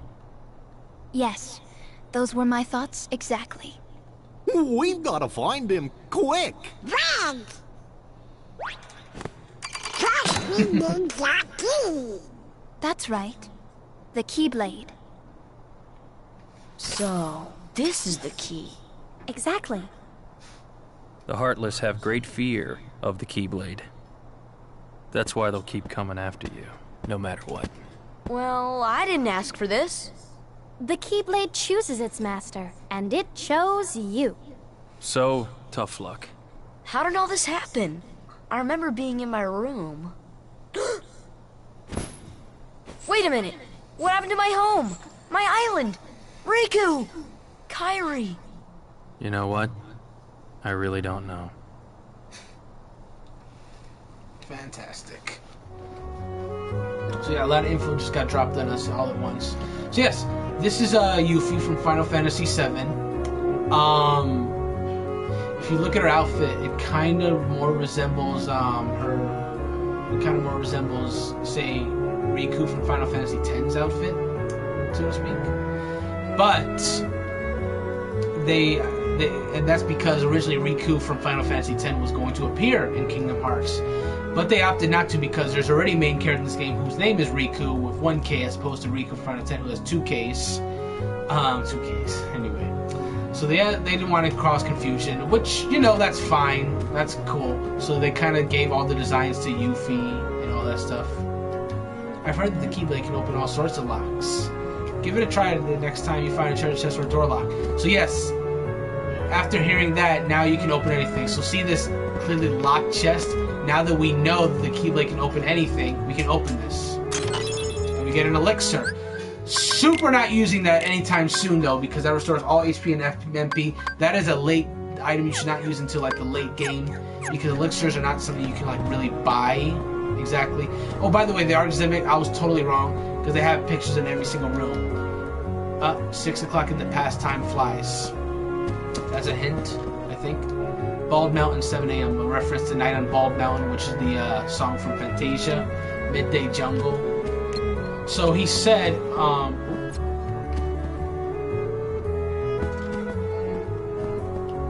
it's dangerous out there. Don't wander off. So you try to go out the door, he just says that. You just can't sit still, can you? So yeah, he doesn't really say anything else besides that, but talk to Leon real quick. Sooner or later, the Heartless will find you. You best prepare yourself. Prepare myself to fight for your life. Are you ready? Not yet. We need to move quickly. It's dangerous here. So yeah, remember the person at the receptionist at the hotel, the manager, I would assume, said to try hitting the clock. So that's what we're gonna try to do. Shoot, it's really hard though. Actually,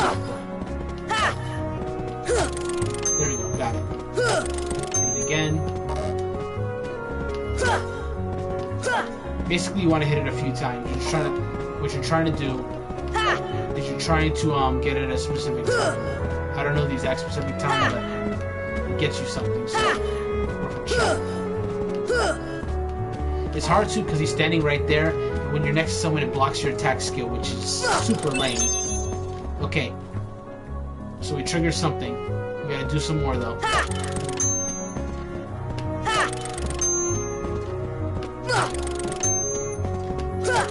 There you go. I think the key's trying to hit the clock from the right.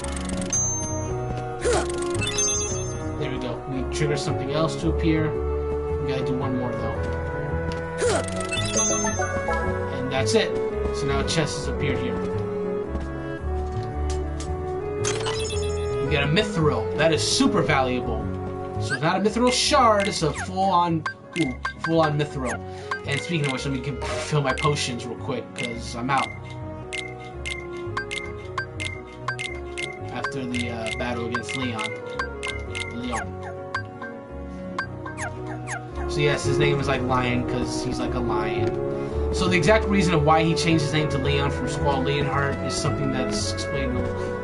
Yeah, there it is again. Explained a little later. What time is it? It is 4 o'clock now, so I'm going to be streaming for like another half hour, something like that. But the wind is already starting to gather outside. I can still walk outside for now, but it's getting there. Oh, what did she say now? Think of this as adventure. Are you ready? Okay, now I'm ready. Yuffie, let's go join Aerith. She should be there by now with the other visitors. Leon! Yuffie, go! Yuffie! Sora, let's go!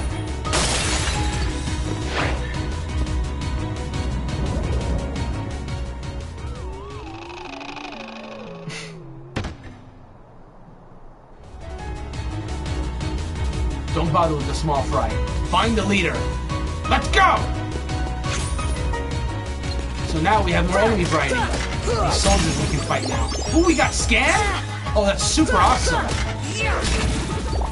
These things do way more damage than the little Shadow Heartless. So yes, we now know that these things are called Heartless. I can finally start calling them Heartless instead of monsters. God, I've been waiting for this. Yeah. So yeah, he says don't bother with them. Just find the leader. But I'm gonna fight them. It's experience. We're not gonna say no experience. So these things, instead of coming out from the from like below the ground like the other ones do, they pop up in like a orb of darkness. Moreover, they do not hide underground, which makes them a lot less annoying to fight. You know, you just keep hitting them until they're dead. And they give 3 points of experience instead of 1, which means triple the experience, which is great. But of course, the little shadow ones will still appear alongside the soldiers.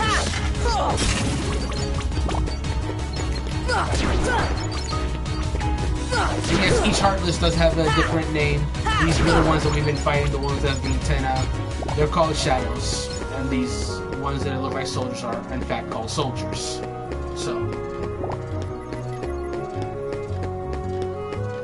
But let me equip Scan real quick if I can. I cannot equip Scan just yet. Damn it. I'm gonna take off Sliding Dash for a little while, because Scan is way more important to have equipped. You want to always be able to see the HP of your enemies, so you can know how much you gotta wail on them before they're dead. Hehe. Anyway. So that's the red room. I'm gonna go in there a little bit later. That's the room where Aerith was having her conversation with Donald and Goofy. Whereas the green room is where we were. So if you look right next to the lockdown, you can see their health bar. Not very big. Bosses will have a lot more health. But you gotta take. But if these things disappear, they gain all their health back. So you don't really want them to respawn if you can help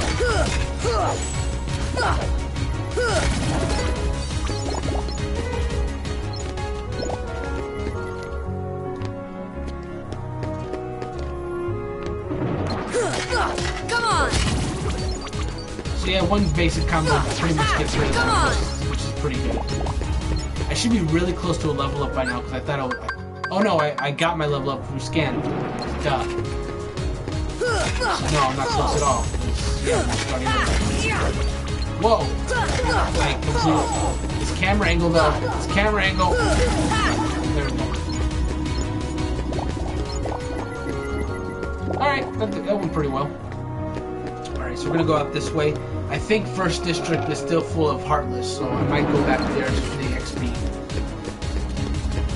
Yeah. Because Third District is where the boss fight is gonna trigger. Spoilers there, but hey. Yeah, I'm gonna go back to First District and see what we can do.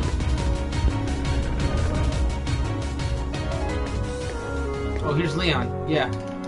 The First District is secure. If you run into trouble, come back here. So yeah, we can open this now. And there's a postcard in there.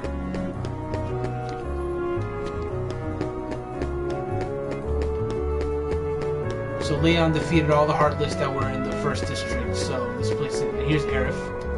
So you're the Keyblade Master. Please be careful. You get a free Mega Potion? Yo, that's sick! That's super sick! Okay, yeah, people. Even if you're a Kingdom Hearts veteran, you're playing this. Yeah. When you're in this specific part of the game, go back to First District and just go get a free Mega Potion. Because why not? I didn't know that. I very rarely do this because I knew so much that you had to go to Third District to trigger the boss fight, so I never even bothered to come back here. Damn. Anyway, the First District's all clear, but I don't know about the Third District. So we held this postcard real quick. They got some Mega Ether, which is cool. But I'm definitely not using that right away. So, because I know something, I'm going to go ahead and equip just one Mega Potion. And that's all I'm going to say about that. That's it. I'm going to see if anything new is if he says anything new with the accessory shop. Not much to talk about at the moment. Thanks.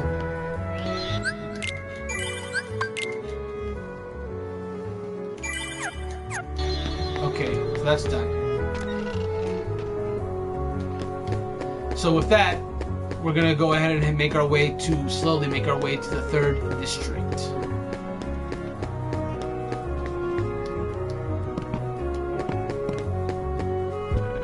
I'm gonna just basically take down all the Heartless that stand in the path, though. So just so you know.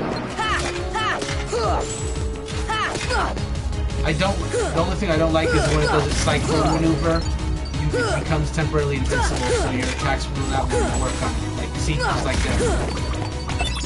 spirit shard, a rare drop that it can sometimes drop. He has Heartless now spawned in the hotel during this portion. So I'm gonna fight them Come on! I think there might be some new Heartless in the Gizmo shop as well. I guess we'll see. Come on!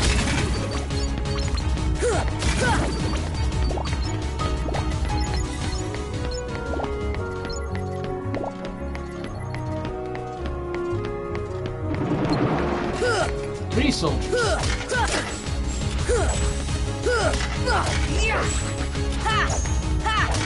Come on! I can kind of see how in the early games some of these things might be a little jarred to do.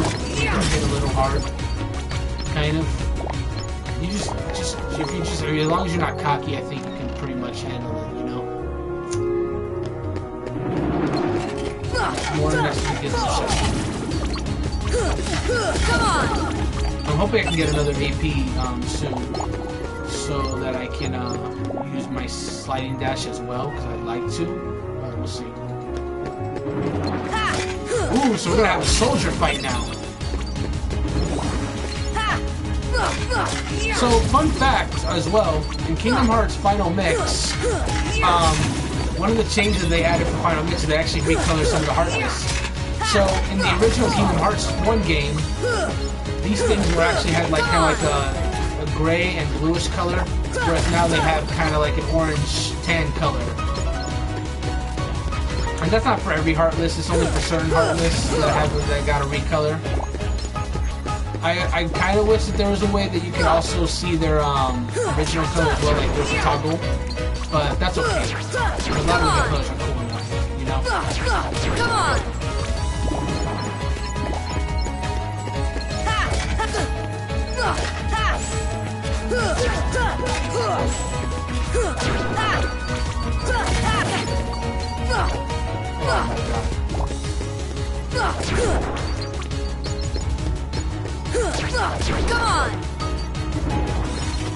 Boy, they just keep coming, don't they now? Don't they now?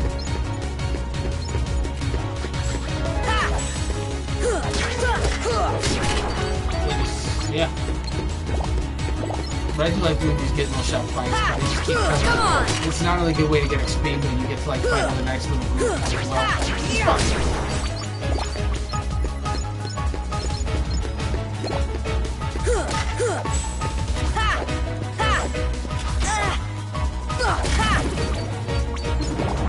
What I'm probably gonna do as well when I upload the stream on YouTube, which I hopefully still have time to do after this stream is done, is I'm probably gonna timestamp some of this stuff so you guys can like skip particular fights, stuff like that. If you're among those people who are gonna be skipping this stuff, you're probably not even used to be talking about them, but hey, it'll be there. I'm hoping. Come on! Something that I can do. If I can figure out how to do it, that's the key. Knowing is half the battle, as a certain GI once said. Come on!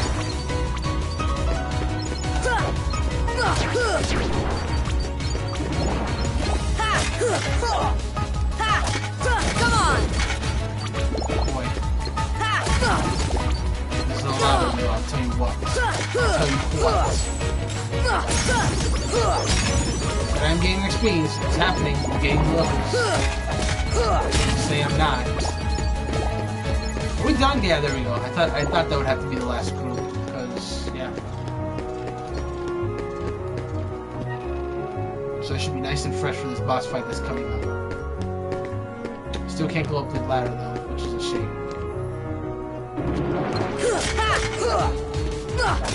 Come on!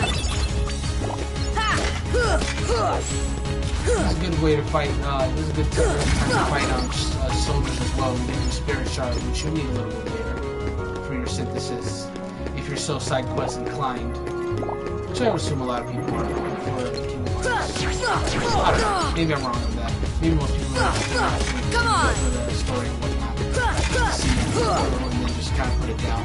But I've done my share of side quests. Kingdom Hearts 1 specifically is one of the few Kingdom Hearts games where I've done all the side quests entirely. Some of the later ones, not really, because they get harder. They get harder.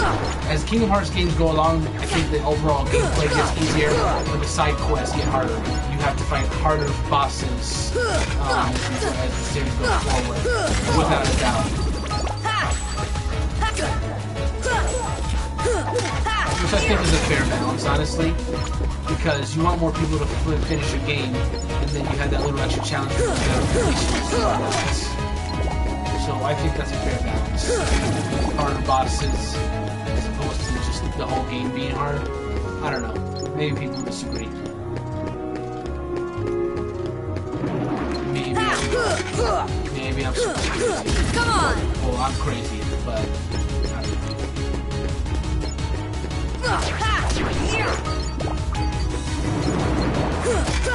Oh, this is really coming at me, huh?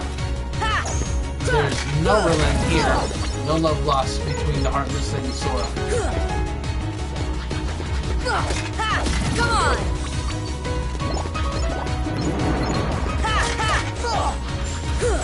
At least it's fun enough, but I definitely can't wait to actually get the cool combos and start doing this little more thing than just like going at them and attacking. But it definitely does get you a firm grasp on the basics of this game, I will tell you that much for free. Get it. Super get it.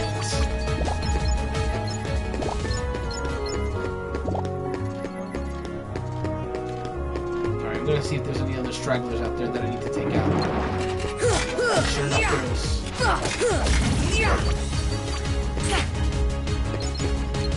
He just like punched me, I think. That's what it felt like.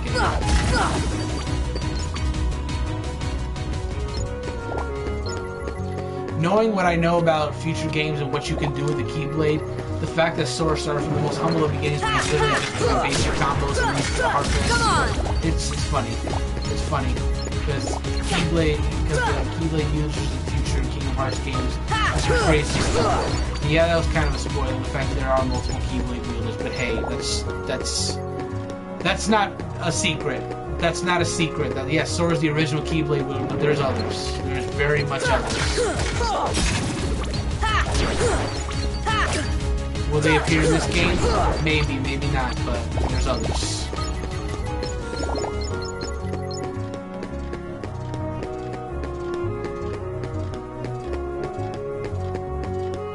I think this part's clear. I think it is super, super clear. Okay. I think we might be ready to go to Third District, like, real soon. Look, I think there's a group here that I didn't finish off. No, I did! Alright, so we're pretty much done. And... yeah, I just gotta take out this last one here in this hall. And we should be okay. Not at full health though, which is kind of a bummer. I would like to use it for a boss fight, but you know,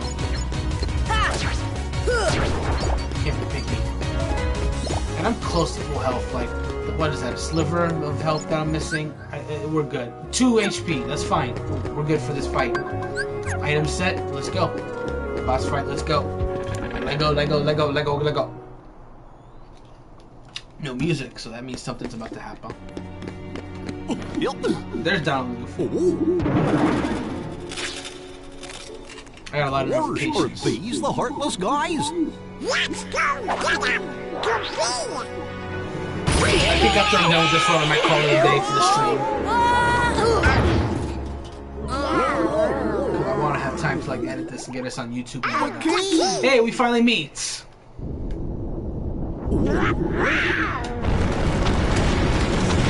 Oh no!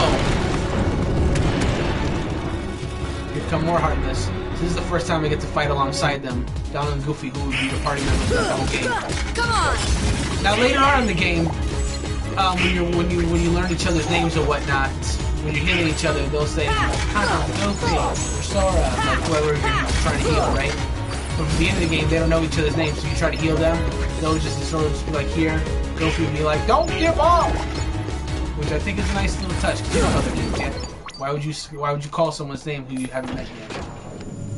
So yeah, take down that little group. And here's the boss. Another recolored boss from Final Next. but yes. This is the first boss of the game, Guard Armor. First boss alongside downloading Goofy. The key to beating it is to take out its individual pieces so you can focus on the torso. I'm not gonna lie, this is gonna be a tough fight for the highest difficulty. It's gonna do a lot of damage, no doubt. Go ahead and do that. I'm trying to hit the hands first so they have the least amount of health. And then if you defeat each individual joint, oh no! See, Goofy just helped me, just saying, "Nope, you get health as well from doing it from defeating individual joints. Definitely works. To my knowledge, the legs do the most damage, but the arms are the fastest, have the biggest range, and have the most health. So I'm gonna once I destroy it, that's less hassle.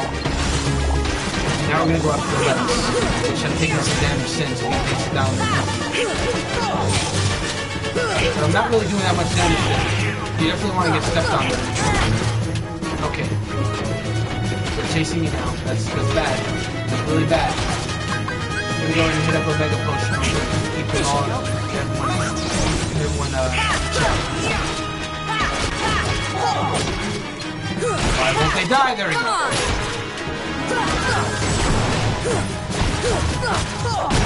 There we go. Now we can focus on the torso.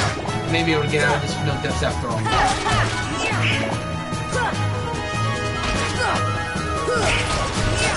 But the torso does do this noise spin attack, which is doing right now. Nope, I lost it. Oh god. Come on, I gotta finish it. There we go. Done it. Did it. And then just beat him with no death. That's good. Kingdom Hearts 1 bosses you really gotta take seriously because Kingdom Hearts 2 bosses or later Kingdom Hearts games, you know, as long as you're just you know how to do what you're doing, you can take them out even on hard difficulties. But Kingdom Hearts 1 fights, you really gotta take them seriously. You gotta like try to dodge hits where you can. You can't just button mash shit. Got a Brave Warrior, which is a equipped item that I'm gonna equip soon. So, you were looking for me? They too have been seeking the wielder of the Keyblade. Where you guys been? Hey, why don't you come with us? We can go to other worlds on our vessel. I wonder if I could find Riku and Kairi. Of course. Are you sure? Who knows? But we need them to come with us to help us find the king. Sora, go with them. Especially if you want to find your friends. Yeah, I guess. But you can't come along looking like that. Understand? Oh. No frowning, no sad face, okay? Yeah, you gotta look funny, like us. Whoa. Yes, for ones on happy faces. Happy? Oh boy, I love this part.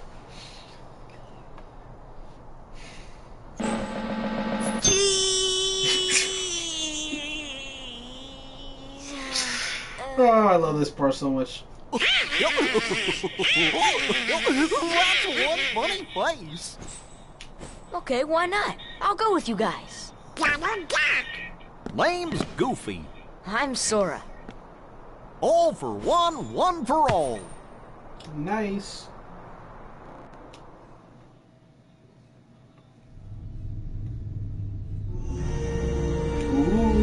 That little squirt. Disney Villain Council. Heartless. Who'd have thought it? You can probably figure out most of the Disney Such is the power of the Keyblade. The child's strength is not his own. Why don't we turn him into a heartless? That'll settle things quick enough. Captain. And the brats friends of a king's lackeys. Slug on the eyes, they're all bilge rats by the look of them. You're no prize yourself. Shut up! Enough! The Keyblade has chosen him. Will it be he who conquers the darkness? Or will the darkness swallow him? Either way, he could be quite useful. There's Maleficent. We saw from the earlier cutscene, she's the one that found Riku, so where's Riku? I guess we'll find out. So yeah, the Disney villains just have a council in this game. It's super cool. It's so later Kingdom Hearts games, their villains are like original Kingdom Hearts characters for the most part. But for the original Kingdom Hearts, it's straight up Disney villains form a council for their own needs, which you find out later. And it's super dope. I love the fact that Disney villains just all collaborate and form a council of villains. It's super... I mean, you know, this is the first Kingdom Hearts game, right? So the whole premise is like, this is a crossover like Disney characters. So the fact that the Disney villains are just forming a council of villains that you have to eventually take down one by one, it's super cool. It's super cool. This is exactly what people signed up for when they bought the Kingdom Hearts game, you know? Anyway, make sure you're prepared for the journey ahead of you. We don't know how far the Heartless has spread. Check out the shop shop. They got some pretty neat stuff. This is from all of us. Get a nice 500 money. Spend it as you see fit. And this is from Leon. You get an elixir. Again, not using that until way later. Good luck. I hope you find your friends. Look out for each other. Keep your spirits up. The gummy ship is outside that gate. You can teleport to the gummy ship from save points. Open the save menu and select gummy ship. Not all save points lets you board the gummy ship. Specifically, glowing save points, not save points that have like small rings surrounding it. You'll see. I'll point it out as we go forward. The what? That's our ship. Wait till you see it. Hold on. Sora, this is for you. Attain the power of fire. Now we can use fire magic. Select magic to cast spells. To cast quickly, assign them to the shortcut menu. Casting spells consumes MP. Using ethers or striking enemies replenishes MP. Now you can use magic too. Goofy, give him that other thing. What? You know. Oh yeah. Sora learned dodge roll. Yes! Best ability in the game. Activate abilities by equipping them. Some abilities are used by pressing square, others work automatically. Equip them in the abilities menu. Activating requires AP. Which we kind of already knew because I did it myself with the sliding dash, but you know. Abilities allow you to do all sorts of things. Guess we should look for them all along the way, huh? Okay, is that it? Let's get going. Not till we're ready. Well, I see big adventures coming their way. Looks like it's up to me to keep track of it all in my journal. Nice. And now we got our party. So you press the pause button, you got them all right there. Sora, Down, and Goofy just right there. And now we have the journal feature. So Jiminy keeps track of the journal. So Chronicles will tell you what's been going on in the story. Right now, all we have is Sora's story, which will update as we go forward in the game. So I'll just recap it. Sora, a boy born and raised on an island, dreamed of seeing the outside world. He and his friends Riku and Kairi began building a raft with which to sail away. One day, Sora ventured into the island's secret cave and met a stranger who would come from beyond the door. That night, disaster struck the island. Riku and Kairi disappeared, and Sora was left with a mysterious weapon.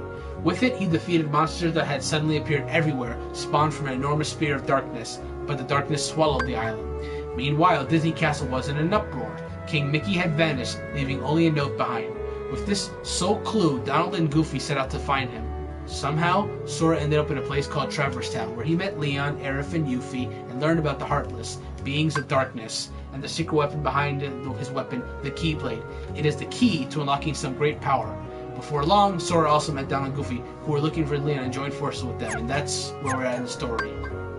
Oh, ow. Dry throat.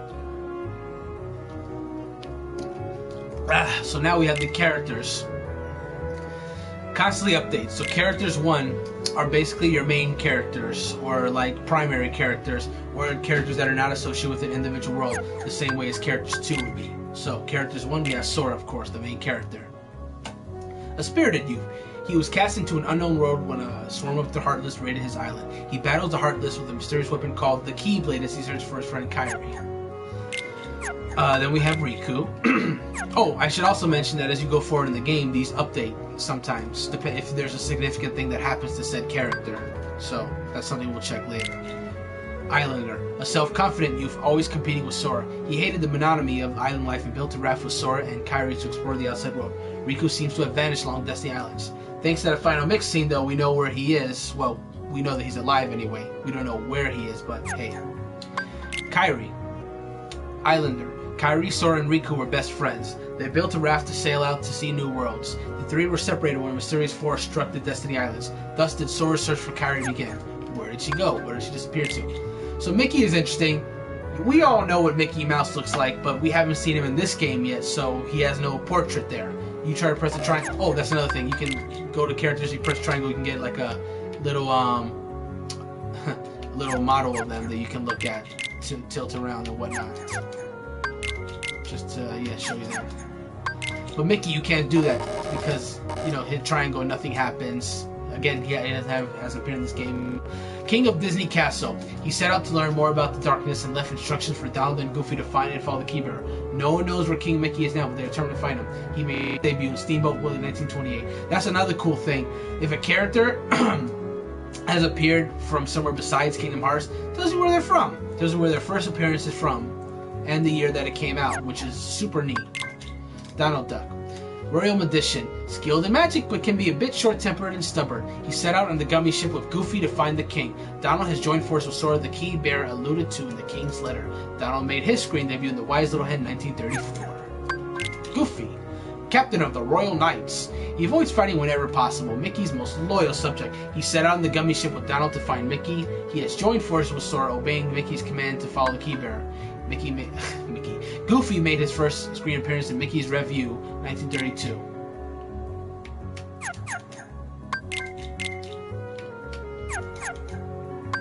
Then we have Minnie Mouse, Queen of Disney Castle, ruling in Mickey's absence. I, Jiminy Cricket, am accompanied. Yeah, so of course Jiminy's writing the journal, so it's written from his perspective, of any case. I, Jiminy Cricket, am accompanying Donald and Goofy as a royal chronicler at her request.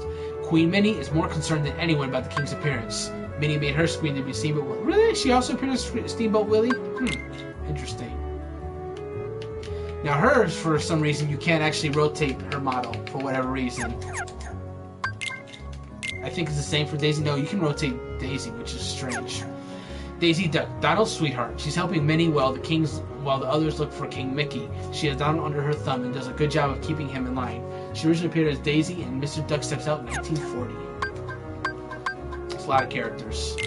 Pluto, Mickey's faithful dog. Pluto is more than a pet. He and Mickey are bound by strong ties of loyalty. Pluto sets out with the others to find his master. Will that famous nose of his lead him to Mickey? Pluto originally appeared in The Chain Gang, 1930. So yeah, I didn't mention this before, but Pluto just kind of disappeared. We don't know where Pluto went. And that is something that's not made... for once, I'm not going to say that until later, because it's not just later, it's much later. You see Pluto later on in this game, but you have no idea where he actually went to until later Kingdom Hearts games. It's super bizarre, but yeah. There you are. Pluto's just gone for now. Chip, one of the Kingdom specialists, helps maintain the gummy ship, which can travel to any destination. Chip is more serious and diligent than his easygoing, playful partner, Dale. Alright, Pluto, Dale.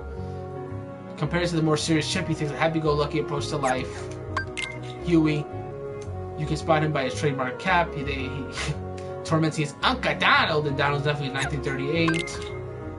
He works with his brothers, cheerful and easygoing.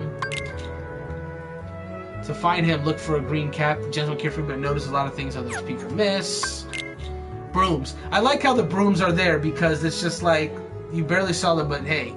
Enchanted brooms would give life their own. They tidy up, maintain the gummy ship, house repairs. Wait, it's just about anything useful. They swept into the screen in Fantasia, in the Sorcerer's Apprentice.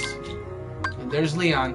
Now, Leon, the Final Fantasy characters are interesting because it doesn't say they appeared in or even tells you the year. It just straight up says, hey, he's from Final Fantasy VIII. Thanks. Okay, thanks. Bye. Real name. So this is the explanation that I was saying earlier on the stream. He escaped Traverse Town when the hardest raiders were to part with his old self, a man who had been helpless stopped him. He changed his name. So him changing his name was just because, hey, I don't want to take my old name until I save my world, which is not explained in all the story. If you don't read the journal, you never find that out. Since meeting the king, who's been so vigilant against the Heartless, Leon saw the truth behind the king. So that's interesting that he did meet the king. Like, that's also never mentioned. But yeah, the king does know who Leon is. Characters 2 is just like characters you'll meet in like the individual world. Characters who are like not as important to the story. Though the same can be said about Characters 1, but That's me, the cricket who keeps Pinocchio the straight and narrow. I'm along on the quest of the royal chronicler. Look for me in Pinocchio. That's such a fourth wall breaking too that says look for me in Pinocchio. And yeah, look at all these pages. These are all the Heartless that you can meet in the game. There's a lot of them in this game. But we've only encountered 4 so far. I mentioned earlier in the stream, this is the Shadow. They're tenacious, chase their prey to the end. And it gives you defeated counts as well, so you can know how many you've defeated. Soldier. They're not tenacious, they often appear in numbers, though they lack teamwork. Darkside is the one that we fought twice already, once in the dream sequence and once on the islands. It appeared in Destiny Islands of Shadows and led the Shadows in a battle against Sora when he first received the Keyblade. Although Sora defeated it, the island was swallowed by the darkness. And Guard Armor is the one that we just finished fighting. This guy. Purple in the original and this bizarre color in the final mix version. Leader of the Heartless and the Traverse Town falls apart when he sees damage, but each part attacks individually. Sora meets down Goofy the first time just before fighting this Heartless. I'm going to read more of the character things later, but I want to explore a little bit first. I need to equip my dodge roll though. Right now. Oh, I can equip all my abilities actually. Same goes for them. I can equip Donald's ability right now. Berserk. Boost attack power when HP is critically low. Combined weapons go for more power. I'm going to equip that. Goofy can also equip all 3 of his abilities right now. Super awesome. Rocket, which is a special ability which lets him attack with a shield by jumping. Jackpot, which lets us get more money and HP balls, all that good stuff. So yeah, we can roll now. I've wanted this for so long. I think you move a little fast while rolling. I don't know that for sure. But yeah, super cool. So remember those blue dots counted earlier? Well, let's go to one of those right now and see what happens. Hey, look at this mark. I wonder what it is. This is Trinity. The game answers Goofy's question. This is a Trinity mark. They appear to play only the blue ones react at the beginning. Sonald? Oh god, I need to end the stream soon. But anyway, Sora, Donald and Goofy can perform various Trinity moves besides these marks. So the initial one you can do is Trinity Jump. We're going to do that right now. You jump, and it takes us to the 2nd floor. And now we can open this chest that was up here, which has a postcard! If you mess up and leave before you open that chest, I think the only way you can get there later is after you get a certain ability. But we don't have to worry about that because I didn't mess it up. Oh, hee hee. So, now there's other party members you get in this game later on that can fight along Sora for specific worlds, but only Donald and Goofy and Sora can activate those trinities. So if you find one, you need to switch back to the Donald and Goofy Sora trio. I'm gonna activate this one real quick as well since we're here. This one just gets you a whole bunch of money. Try to collect it all before it all disappears. Nice little early money boost. But for those completionists, I'd like to show you something. Look, Trinity list. That's another part of it. Shout out to Irma. Oh yeah, shout out to Irma who's gonna cancel the stream. No, I'm gonna end the stream before everything happens. But yeah, 2 out of 17. That means there's a total of 17 of the jumps that are found in this game. So I think there's a 3rd one I can find before everything happens. Oh, by the way, let's talk to these guys real quick. I hope you find your friends. How's it going, guys? There are Dalmatians living. God damn it. Anyway, there are Dalmatians named Pongo and Perdita living in the 2nd district. What's wrong? They're quite upset, these Dalmatians. They've lost their puppies. Squall can't stop worrying about calling me Leon. Sora, would you look for the puppies? Help them out. So yes, Leon is the one that builds the house for the Dalmatians. And he's the one that introduced the side quest if you didn't already go to the house. And he doesn't have anything else to say. Leon is really cute sometimes. Please find the puppies for him.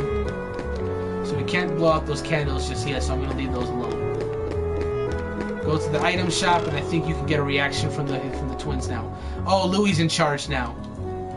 Louie does an okay job as long as you keep an eye on him. I did all the cleaning today. I dare you to find one speck of dust. Uncle Donald, how about you helping us clean the shop? Come on. Hey there, what do you want? What am I supposed to ask? Oh yeah, do you want to buy or sell?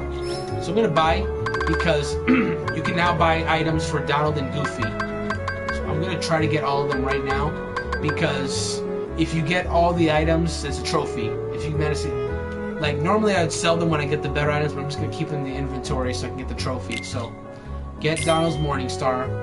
Basically, it's for magic, or if you want Donald to be more offensive focused, you can get him the Warhammer. Similar deal for Goofy, the Smasher gives him more attack power. Stout Shield gives him more defensive power. But I'm just going to get them all. Because, yeah, it's part of the achievement. Or trophy. Who cares? And we out. We out. And now the people would just come back. So everybody's just back in town. It's all gravy now. All of it. I already heard this. Oh, this guy says nothing new. Alright, I'm gonna skip past him real quick. Moogle say anything new? Okay, so he's talking about the Second View District. Say, are you the one who beat that giant armor thing? No kidding. That's so cool.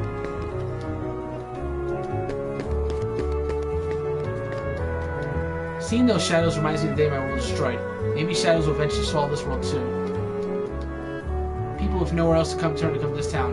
Where am I from? None of your business. Don't ask that question here. Everyone's got an unhappy past.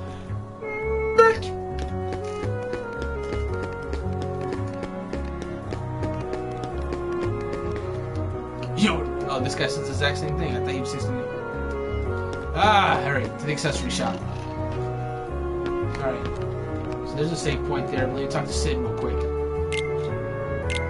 you have anything new? No, you have nothing new. You have nothing new. Do you have anything to say? Things have disappeared from the chopper scene, and these weird noises I keep hearing. Man! Alright, let's get out of here. Nothing new to get here.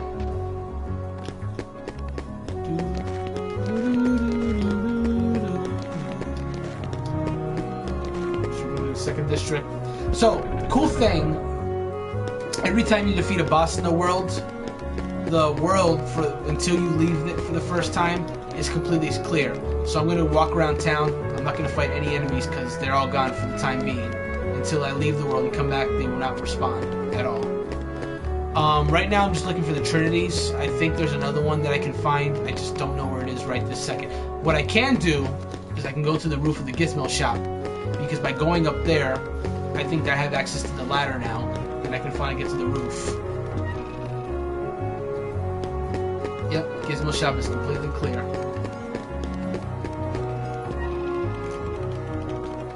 Yep, the ladder's moved to where it actually belongs, so we can just climb right up to the top of the roof. And you have the 3 Gizmo shop things here. There's a red Trinity there that's being blocked by this these crates here. Can't really do anything about that right now. So instead, we're going to do what we can do and just go across this roof here. See what we can find. Let's not fall off the roof, though! Okay. If I remember, there's like a chest hidden here somewhere. But I don't know where. There it is, I found it. There we go, I'm good at this. Mithril Shard, you can go right through here. This is a shortcut to the 3rd district. Not really a shortcut, but whatever. And there's a thing here you should be able to examine if I can find it. This is the balcony that Donald and Goofy were in that one scene. There it is. You can just examine. There's nothing here. And it's a postcard. There you go. So I don't think there's anything else. Oh, I know there's one thing. If you go to this back alley here, you can access this blue Trinity that eluded us before. Here we go. Flash! I don't know what that blue thing is. I'm going to find out in just a second. It's a camping set. Perfect for campers like Gene when he plays Destiny. That's an inside joke that very few people will get, but it's okay. It's okay. So now we can unlock this, so that's what we're going to do. And now we have a shortcut to the 1st district. There. We don't have to worry about that anymore. I think we're pretty much done. I think the last things left to do is equip my my boys with their new weapons. Oh, I gotta give Sora this. The Brave Warrior increases HP and strength. Yeah, let me give him that real quick. This is Dino's Mage Staff. It's just the basic weapon. So you can give him the Morningstar for more magic or Warhammer for more attack. But it also decreases MP, so this is like really just for like if you just do not want to use magic.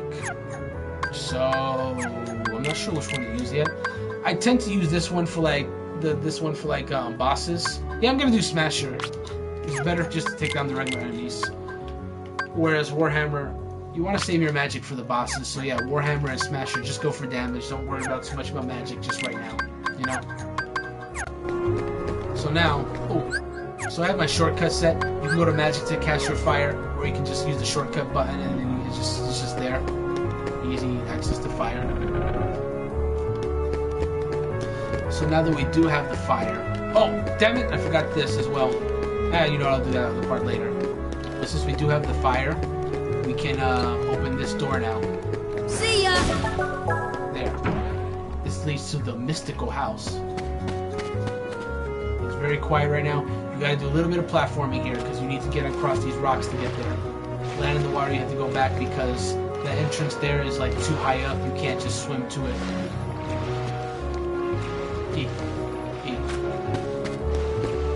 Seems to be closed off. Doesn't seem to be way in. There's a chest there, but you absolutely can't reset. There's a yellow trinity there. So yes, this leads to the empty room. Let's go inside this empty room, and this will trigger a cutscene.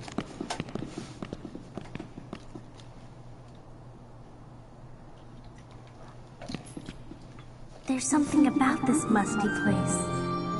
He keeps seeing Kairi. Now, why does he keep seeing Kairi, I wonder? It reminds me of the secret place back home, where we used to scribble on the walls. Remember? Kairi? Sora? I also need to eat some food soon, because I haven't eaten dinner yet. So that's another thing. Yeah, that's still burning up. Well, well. Hey, it's Merlin the Wizard. You've arrived sooner than I expected. Shout out to those who watched The Sword in the Stone. That's a decent Disney movie that a lot of people don't even give credit to. What? You knew we were coming? Of course. Are you a Heartless? He doesn't look like one. Oh my, no. My name is Merlin. As you can see, I am a sorcerer. I spend much of my time traveling. It's good to be home. Your king has requested my help. King Mickey? Yes, indeed. Donald, Goofy, and who might you be, young man? I'm Sora. Ah, so you have found the key. What did the king ask me to do? Just a moment. Presto!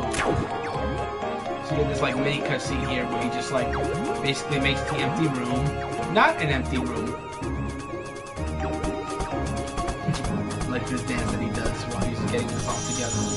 And then in a flash, yeah, look, it's a lived-in place now. And he even added a trinity right there. I knew there was a fourth one that I was missing. There now. Ahem. Your king asked me to train you in the art of magic. We can start any time you like.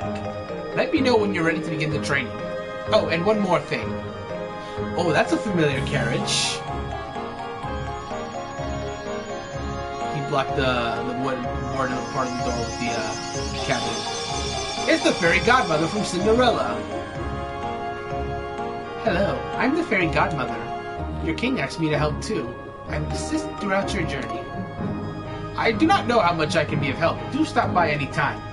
So yes, you're introduced to Merlin and the fairy godmother, who are both just there. Let's go ahead and use this training real quick before I do anything else.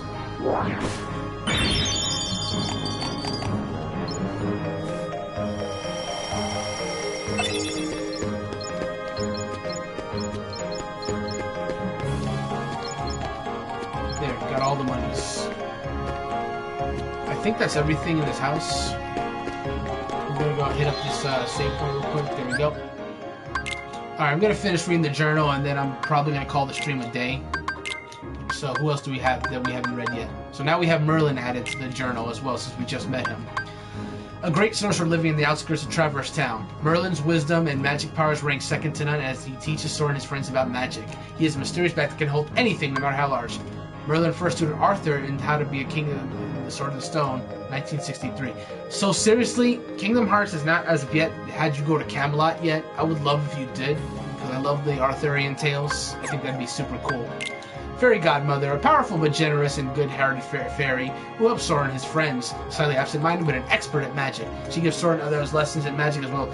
That's actually not true. She actually, her role in the game is a little bit different. She actually doesn't teach you anything, to be perfectly frank.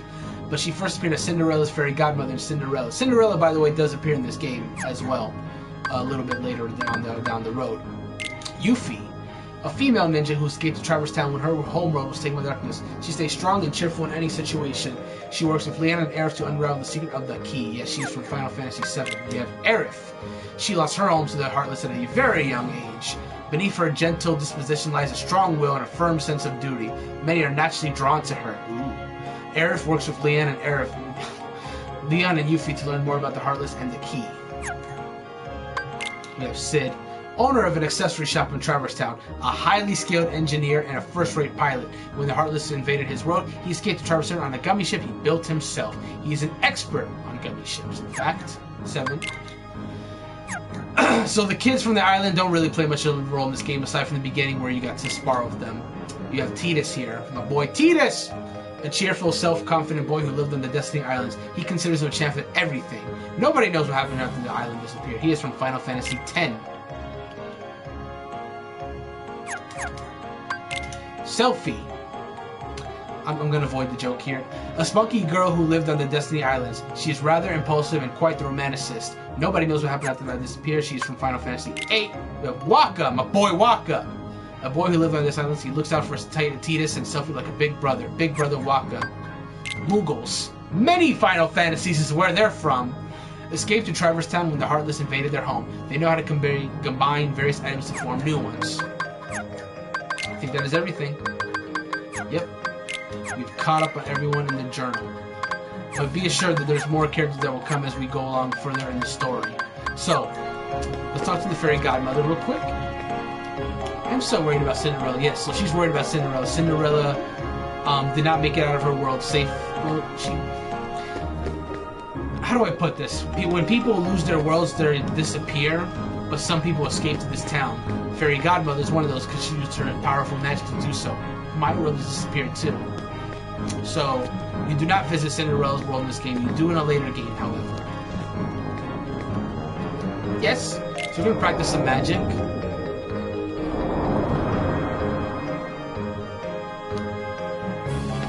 So this is his, this is the magician's lab. Back to the lab again. So this is where you get to practice all your different spells that you get, so you know how they work. You can practice casting spells without depleting MP. Merlin's furniture will be your target. You can have it either move around or stay put. When you're ready to call a quiz, walk up to them and select cancel. You practice, and we're gonna do moving targets.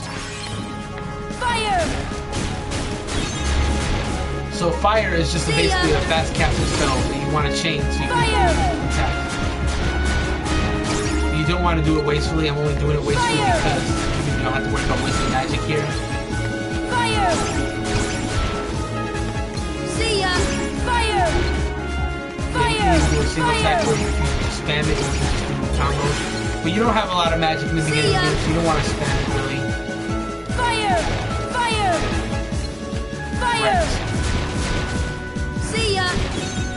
It really is more efficient to just hit him with your Keyblade most of the time, but hey, it's a tool. It's a tool in the arsenal. And later on you do get better fire spells as well, so there you go.